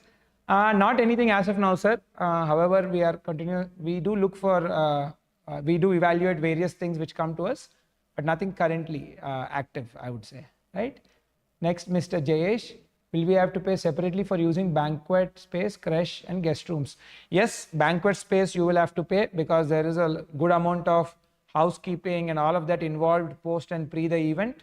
And there's some small breakage. If there's a major breakage, there'll be a penalty charge. But sometimes after 1-2 years, some small level of works keep happening. For that money goes.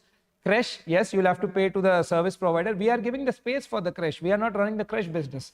The creche business will be run by a creche company. Whatever they charge, you will have to pay. And guest rooms, yes, guest rooms are also chargeable. And this money after the first 2 years goes to the RWA. In fact, all these payments after the first 2 years go to the RWA. Right? Next, Pawan. Also, after handling over the apartments, what's the max time frame all amenities will be ready and running? See, the way we are planning, we are planning to finish all the amenities by 2029. But however, in the agreement, we have put a 6-month grace period because you see, a span of 5 years is a long time and anything can happen. Sometimes elections come, there are labor shortages and all of that. But we intend to finish all by that time. But in case it slips, it might slip by 6 months, which is mentioned in the agreement as a grace period, right? Next, Mr. Vijay Kumar, are there any new projects around Kukatpally or KPHB? We have one project, sir, Landmark. If you're interested, you can check it out. Yeah, that you can. Apart from that, we are not doing anything there in that micro market, but you can check out Landmark. It's right in that Kukatpally vicinity. Government power bill has different slabs according to the usage, how it is divided according to the flat. See, again, I've mentioned, right, whatever is a bill which comes, depending on whatever the community, if there's a 100 rupee bill, that logic of how it gets divided, I've mentioned. From your meter, you pay for your house, the rest will be divided across all flats. It's frankly a simple process. and it's a well quantified process, so you would know it when it's happening, right? And everything is done through the app. Mr. Pradeep, how much appreciation can be expected by the time of... see, I don't like to get into speculative questions, sir. But however, one thing I can add, there's a lot of employment, which is IT sector employment, which is happening in this area because of all the leasing which is happening. And then there are a lot of F&B places which are come up. Frankly, F&B spaces usually premiumize the entire real estate. There are a lot of clubs and restaurants which have come up in this financial district and a lot more planned. So definitely it's going to appreciate a lot more. And with metro coming in, it'll just going to, do much better, right? However, I would recommend you do your thorough research so that you will feel confident with the purchase, right? Next, Mr. Sai, what will be rush hours waiting at lobbies for lifts? What will be the time to reach the 50th floor? This may be at a later date down the line, ROTCs I can cover, sir. Today it's frankly too preliminary, but yeah, later at maybe the next ROTC next year we can cover that once we are closer to the handovers, right? Next, is ASBL's construction quality on par with competitors? Yes, sir, it's totally on par. You can be rest assured. And we do a lot of quality checks. In fact, the highest number of quality checks, and we have the highest per square foot deployment of engineers in the country, not just in Hyderabad. All our working cadre is minimum diploma or BTech civil, qualification. We don't have any non-technical people. Everybody, whoever is working on site, apart from the laborers, are all qualified professionals. Either they have a diploma or a BTech civil engineering degree. And all the quality team also has a BTech and civil engineering degree. So we have well qualified professionals. So you can be rest assured about the entire quality. And we have a lot of quality checks done through our own tech and app. So we thoroughly follow the entire process, right? Next, Mr. Kuldeep, what's the plan for Big Basket, Blinkit, F&B door deliveries? It's hard to come from higher floor to pick them from gate. Please. In fact, sir, most of these communities currently these quick commerce and e-commerce vendors are coming to the flat and delivering. They're not delivering near the security. They're coming to the flat and delivering the goods, right? So that shouldn't be a problem. And in the basement, we are even planning to give certain parking dedicated for the bikes of the quick commerce, the logistics people, so that they can easily park and do. But yeah, so that's not they will be delivering at your home, which is what they're doing all across the communities, right? Next, Mr. Rajesh, when will be the flat owner will be liable to pay utility? After registration or from the time of occupancy certificate? See, from the time you take possession, you will be paying, right? So naturally, you have taken possession and you are using the electricity for your interiors, you will have to pay that, right? It's power which you are using. So after taking the possession, you will be paying the electricity charges, right? Gaurav, Broadway looks and feels like a premium project, needed some clarity on flooring tiles and sizes. So the details of this is mentioned in the specifications section of the website, sir. Maybe the team can put the link, or you can simply type ASBL Broadway and go to the specification section. It's detailedly mentioned there and much more in greater depth, right? Thank you. Unfortunately, we all got to know that all your units were sold out and only available after 40th floor. Sir, yeah, I mean, we've got a great reception for the project, but yeah, unfortunately, that will, that what that means is the availability would be lower. Yeah, I presume most of those units are sold out. I'm again not at a unit level, it's not on top of my mind, but if that's what the sales team says, then I think the inventory wouldn't be available. Thank you. Next, Mr. Ram, why only BHFL accepts for pre-MI scheme? I prefer whole. That's a good question. See, basically this entire pre-MI scheme, it's designed in such a way, if you look, BHFL is our financial partner for the construction finance, right? When we did the financial loan closure, BHFL is the lender who helped us, the lender who's our partner in the construction finance. So it is the entire pre-MI is structured with that entire financial package. So because we are able to do that, the costs are also reasonable for us to give this feature to the customers. So hence it's a feature which we and BHFL are together doing it. That's why it's only possible with BHFL, right? Next, being NRI, when I ask feedback about buying in Hyderabad, people only talk about major players. What would be your strategy to sue yourself to be on top? See, I can see this event itself is one of that. Our approach has been that we connect with customers and sort of put out our viewpoint and even learn from the feedback and even listen to their feedback. In fact, a lot of things have helped us. Like, in fact, the entire product design, as I've mentioned through most of my presentation, actually came by doing focus group research study on various of our customer cohorts, right? So we are a customer first brand, so we pick the user needs and sort of build product. Again, this does not mean that we will solve every customer's use case. It doesn't work that way, but we try to, we try to solve as many as whatever is possible within that constraint. So we're a very customer first brand, including this event where I'm directly getting connected to the customer. So that's our way forward, right? Next, Ajay, to what extent are the floor plans Vastu compliant? We are 100% Vastu compliant, sir. But however, with Vastu, one thing I'll say, there's a good amount of Vastu which is subjective, right? So which some particular person and their probably Purohit might see a certain way. So there might be different point of views, but from our angle, we are 100% Vastu compliant, right? Next, I see most NRIs are interested in this project. Is there any provision for rentals or it has to be done at individual flat basis? See, currently we do not offer any rental management, but however, we are sort of working towards it. And given that the handover is almost 4.5 years away, once we build the service line, we would be reaching out to our customers in case they want to opt for. But currently we don't. We are planning to pick use cases as as we go forward. In case that happens, we will intimate you. Thank you. I'm an owner in ASBL Spire, and I'm just here to say that being owner, I believe I'm here to thank you for giving a really good and well-planned infrastructure. Thank you, sir. Thank you. Next, Sam. Any upcoming pre-launch projects for investors? No, sir. We don't have any upcoming pre-launch for investors, and frankly, we have moved away from that from the pre-launch model because laws also have become tightened, and frankly, our balance sheet has big enough that when we buy land, we have our own equity, and then we have financial institutions who partner along with us. So we have moved away from the pre-launch one-time payment sort of offers and schemes, right? Next, Mr. Rajesh, final product will be looks like exactly same as what you have shown.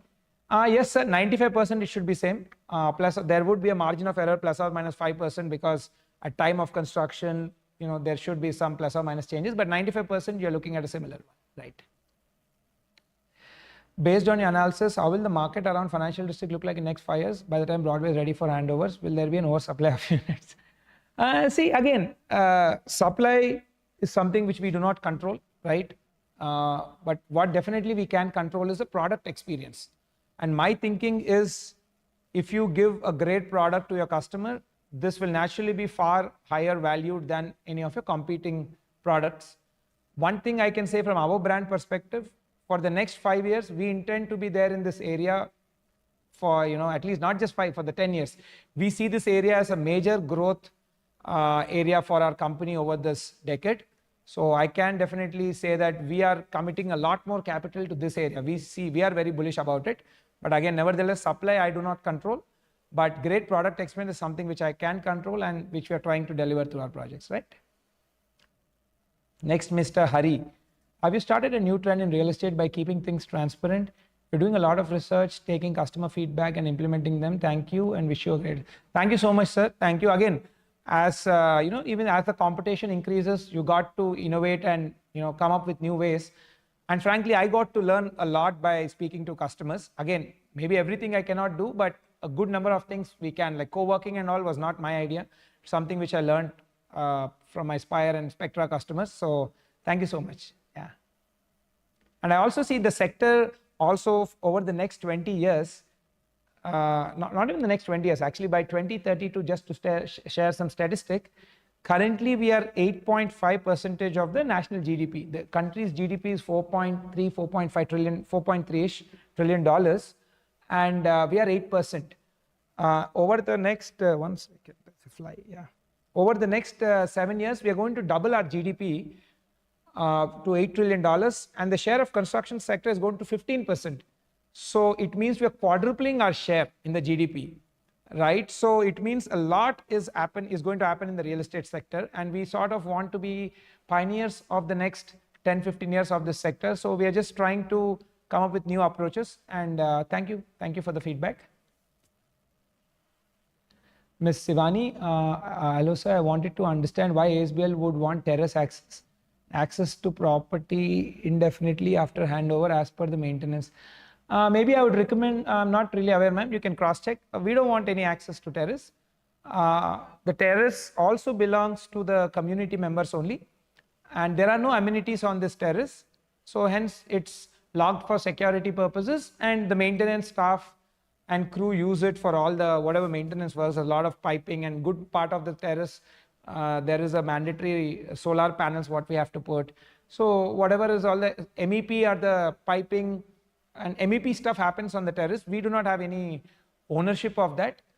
The terrace is a lock and key thing which will be managed by the FM and the RWA, frankly. So we do not have ownership of the terrace, right? It belongs to the community. With just one entry point into the community, isn't it a concern for 885 residents? No, sir. Again, the traffic consultant has seen through the entire thing. And again, given whatever is the constraints, this is the best what has been suggested. And the traffic consultant designs various malls, IT buildings, a lot of things. They have great experience in this. In whatever is the constraints possible, this has been the best design what they have come up with, right? Next, Mr. Ashwin. When would we be able to finish 50th floor slab, as that's when the pre-MI stops, right? Previous question was about prices. Any research has been done on neighbors' prices 5 years down the lane? See, we do our internal research, and I do not want to, put out our data out because, it might be seen speculative. However, I would recommend you do the research independently.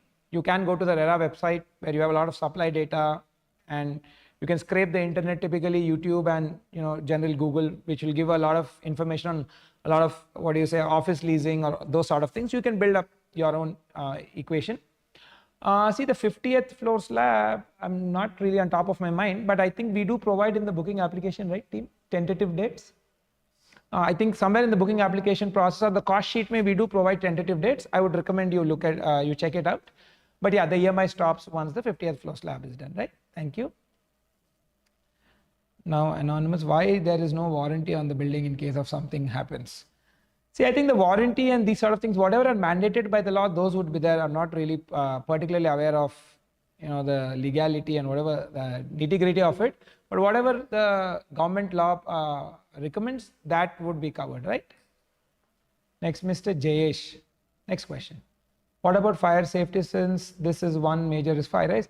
Again, sir, if you look at the entire approval, so before taking RERA, we take sort of a provisional NOC from the fire department by submitting all our designs, which should be in compliance with the fire, firefighting requirements and norms. All these rules are covered in great detail and in some of the design documents, like whatever the government recommends, and then the government only vets the entire thing, the fire department to be very precise, and they do give a provisional NOC. Only after that we can get RERA.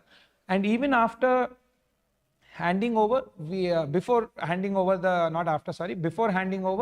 we get a fire OC. Matlab, we again go back to the fire department. They come to the premise, do a physical checking of the entire fire system, whether it's as per the compliance provided, and then they'll give an occupancy certificate, which also we'll publish to you closer to handover once we have it, right? So you can be rest assured that whatever is the government norm and mandatory things they have put in, all those design standards have been met. That's why we got the NOC, and tomorrow we'll even get the OC also, right? Considering this one as the luxury products, can ASBL look into providing a dedicated EV point for each flat in the parking slot? This will encourage the people. Actually, we would want to, but the problem is the laws are not really clear.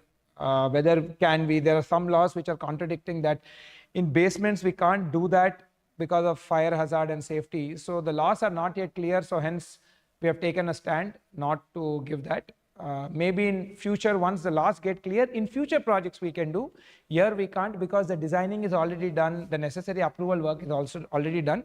Frankly, at a pan-India government level, the policy has to come out. That's still very vague and does not have much clarity. That's why we are not able to do it, right? Next, Mr. Prashant. How is the sewage and trash being managed?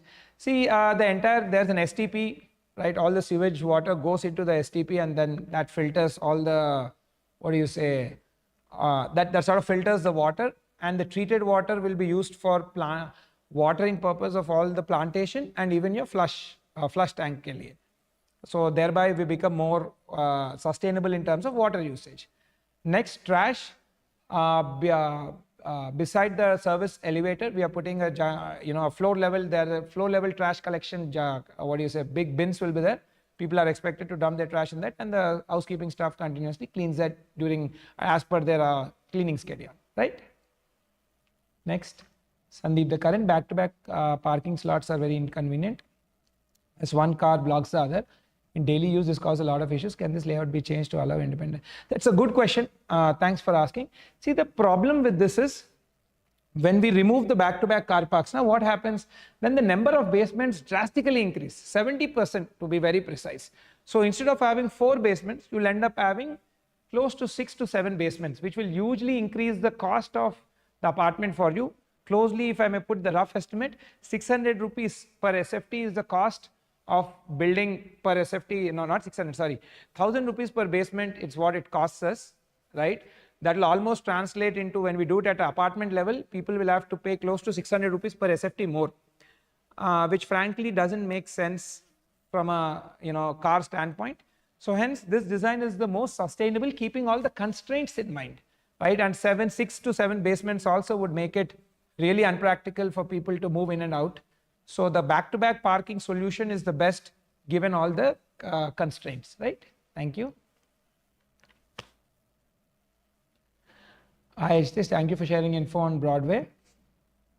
How would the glass wall be maintained, and would be an example? Sure, sir. The glass walls, right? The curtain walls would be maintained by the housekeeping.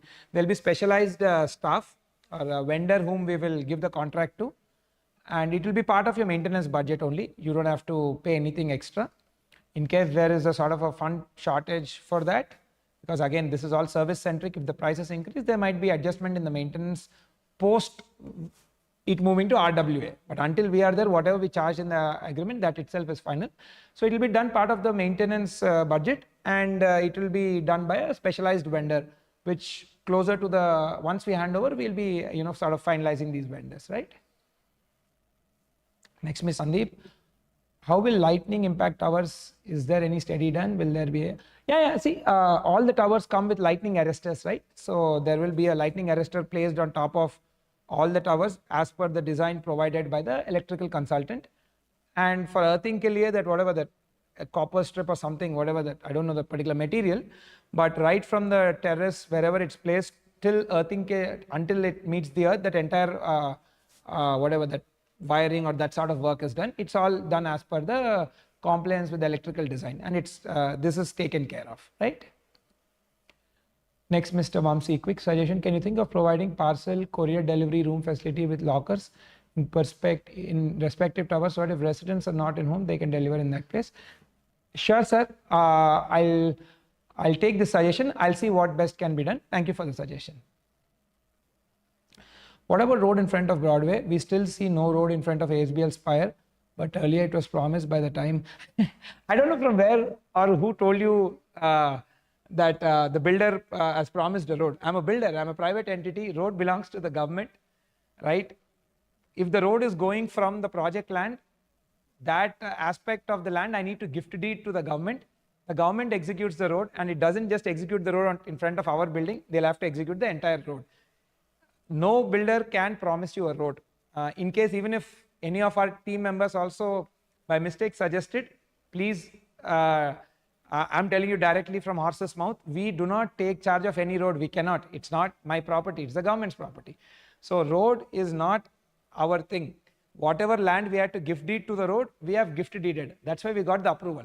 when the government puts the road, it's purely depending on the government, right? So whoever probably told you on Spire, that is wrong. And not only in case of Spire, wherever in Hyderabad you're buying real estate, if somebody is telling, I'll get you the road, please don't go for it. Nobody can get you the road. The government gets the road. A builder is, can't do that on their things, right? Right. Next. Is F&B space only for residents and that gets open? It's open for outsiders as well. We have done that because in our research it clearly came out that if it's only for residents and their guests, the business are going bankrupt because they do not have enough customers. So this will be open for outsiders also, and there good amount of apartments coming in that area. So good business will happen for these guys so that they stay there. If they don't stay, then essentially the space dies, right? So it is open for outsiders. How does your construction quality compare? I've already answered this question, ma'am. Next. If in case there's any maintenance within my flat, power, water leak, etc., do we have to go with your preferred vendors only?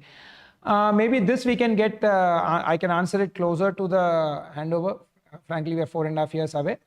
Maybe closer to that I can answer because the policy, I'm not really on top of my mind what it is today, right? Why not ASBL villas? I'm an NRI looking for a premium builder constructing a villa. I only see a couple of major players in the villa market. Sure, sir. We will look into it. But predominantly, that's not a product category. But having said that, we are evaluating, a few options like that in very early stage. But if anything like that comes, we will reach out to you. Thank you. Next, can you please talk about glass specs, heat resistance, UV protection? So this maybe you can reach out to the CRM team for technical specifications. I'm not really aware of them, not on top of my mind. Maybe the engineering team can provide, right?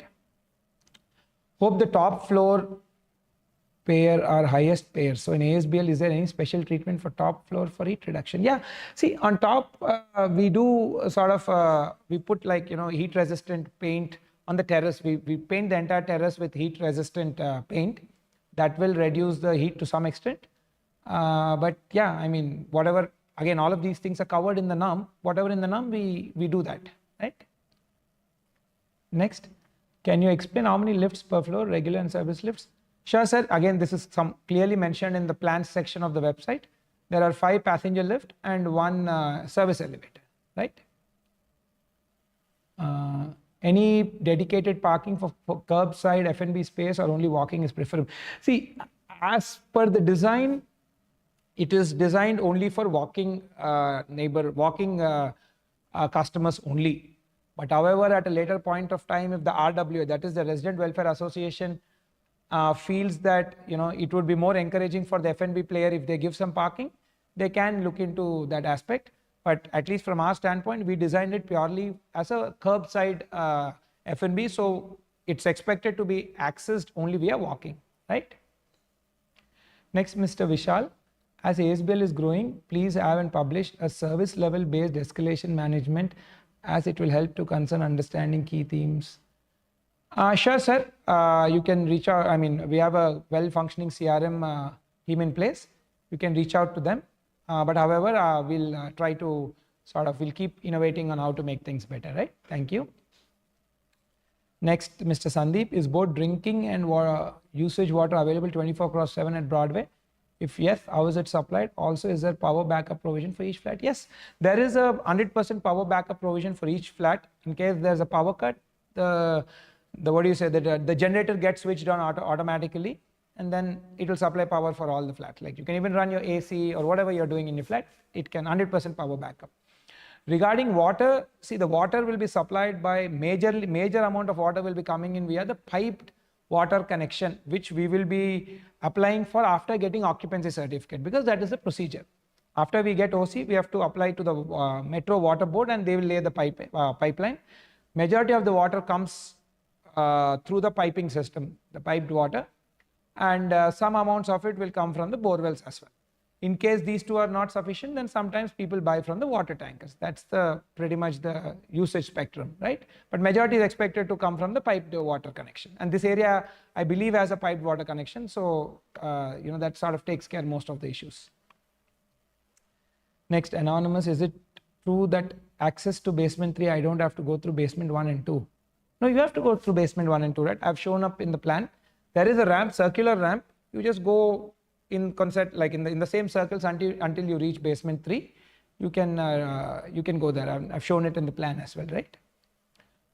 What should a first-time real estate investor look for when making a purchase? ROI if someone looks for the rent. What kind of return on investment can one expect if investing?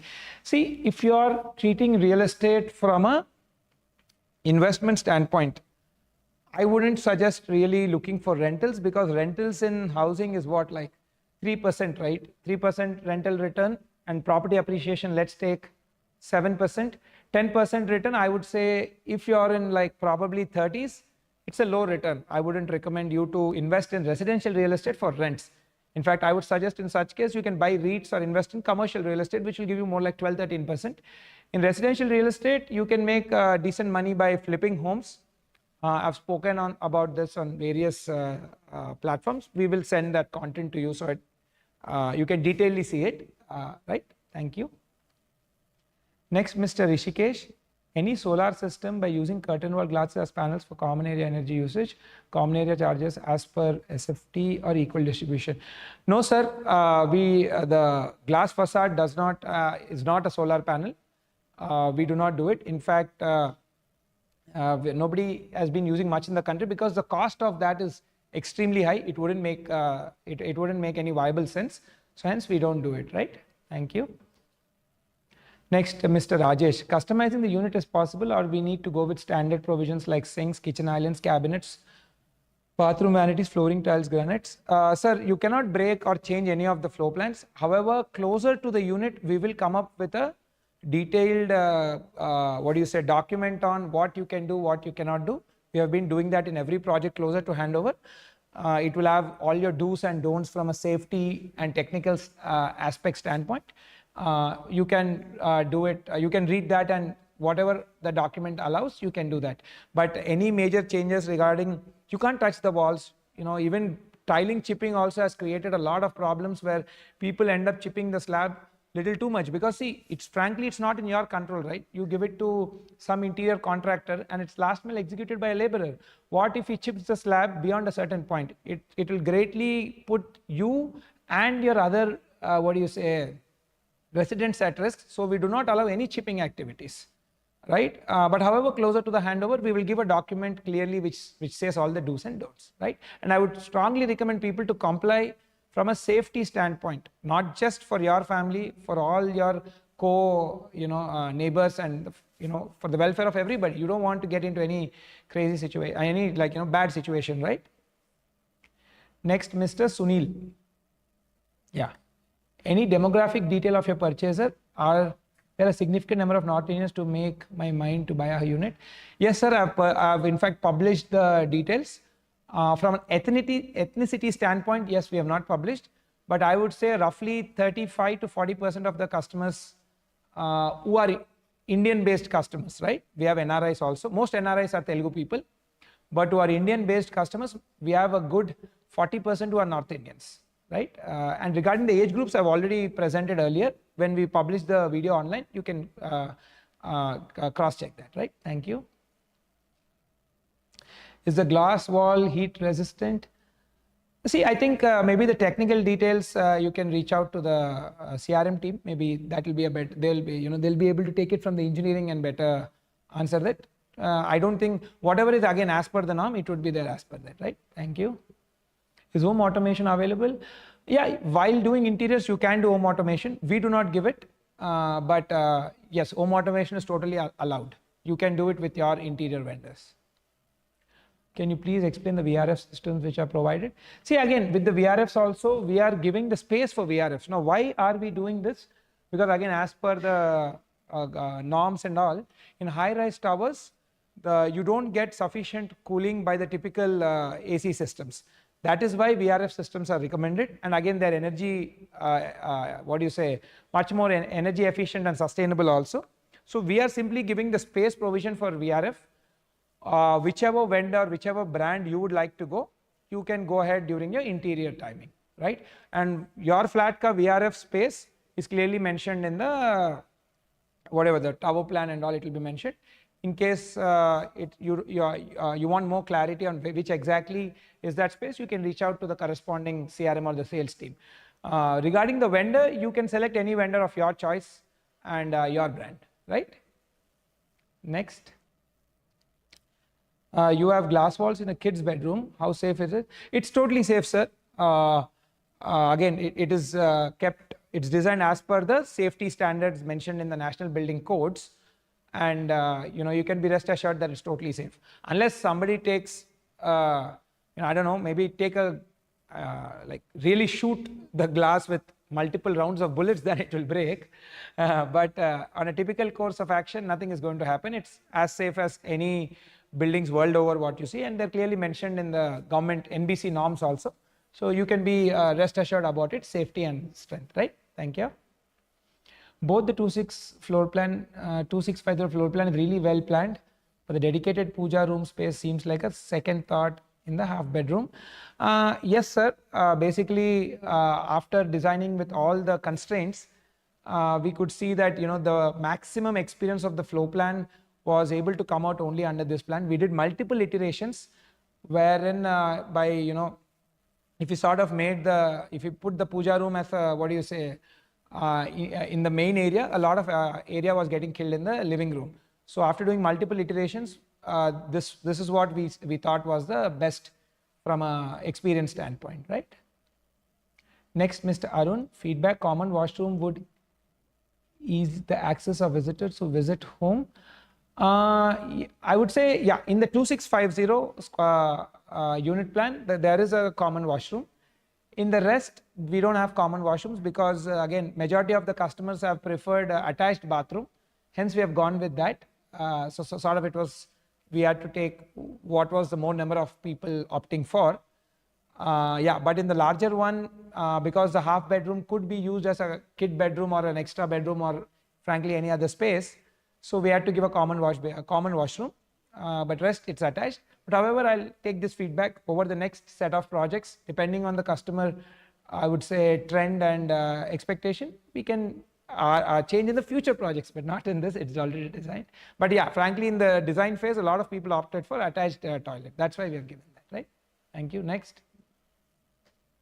Done. I think pretty much we are done with all the questions. Yeah. Are there dual inlets, water inlets in the kitchen? No, sir. I think the kitchen has one water inlet.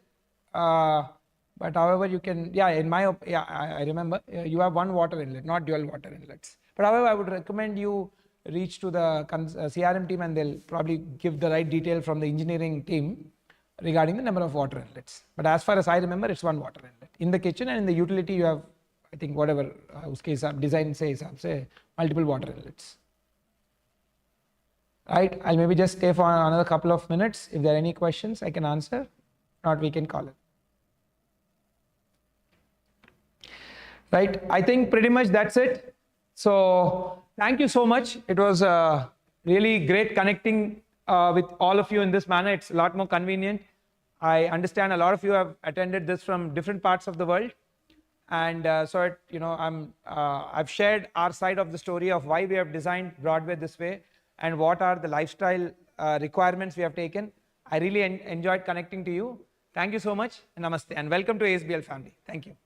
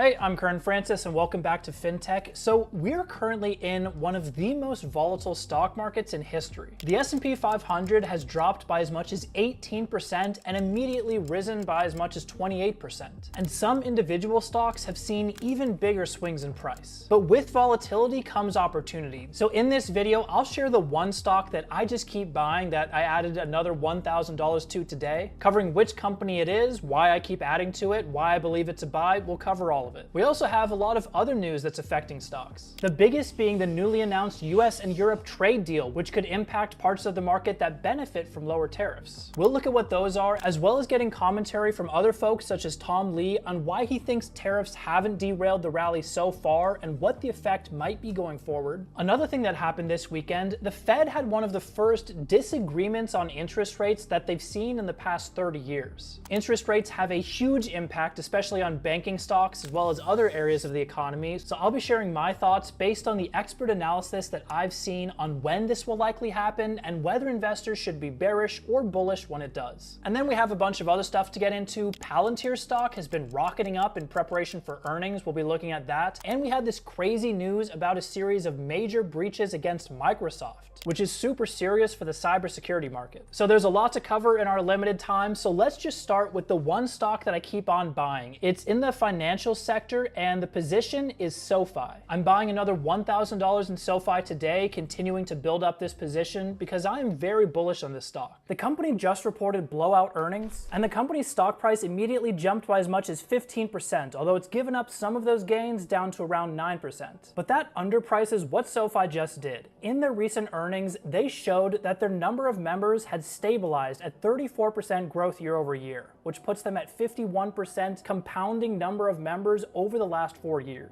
But even more importantly, their number of products, since one customer can use multiple products, that has actually accelerated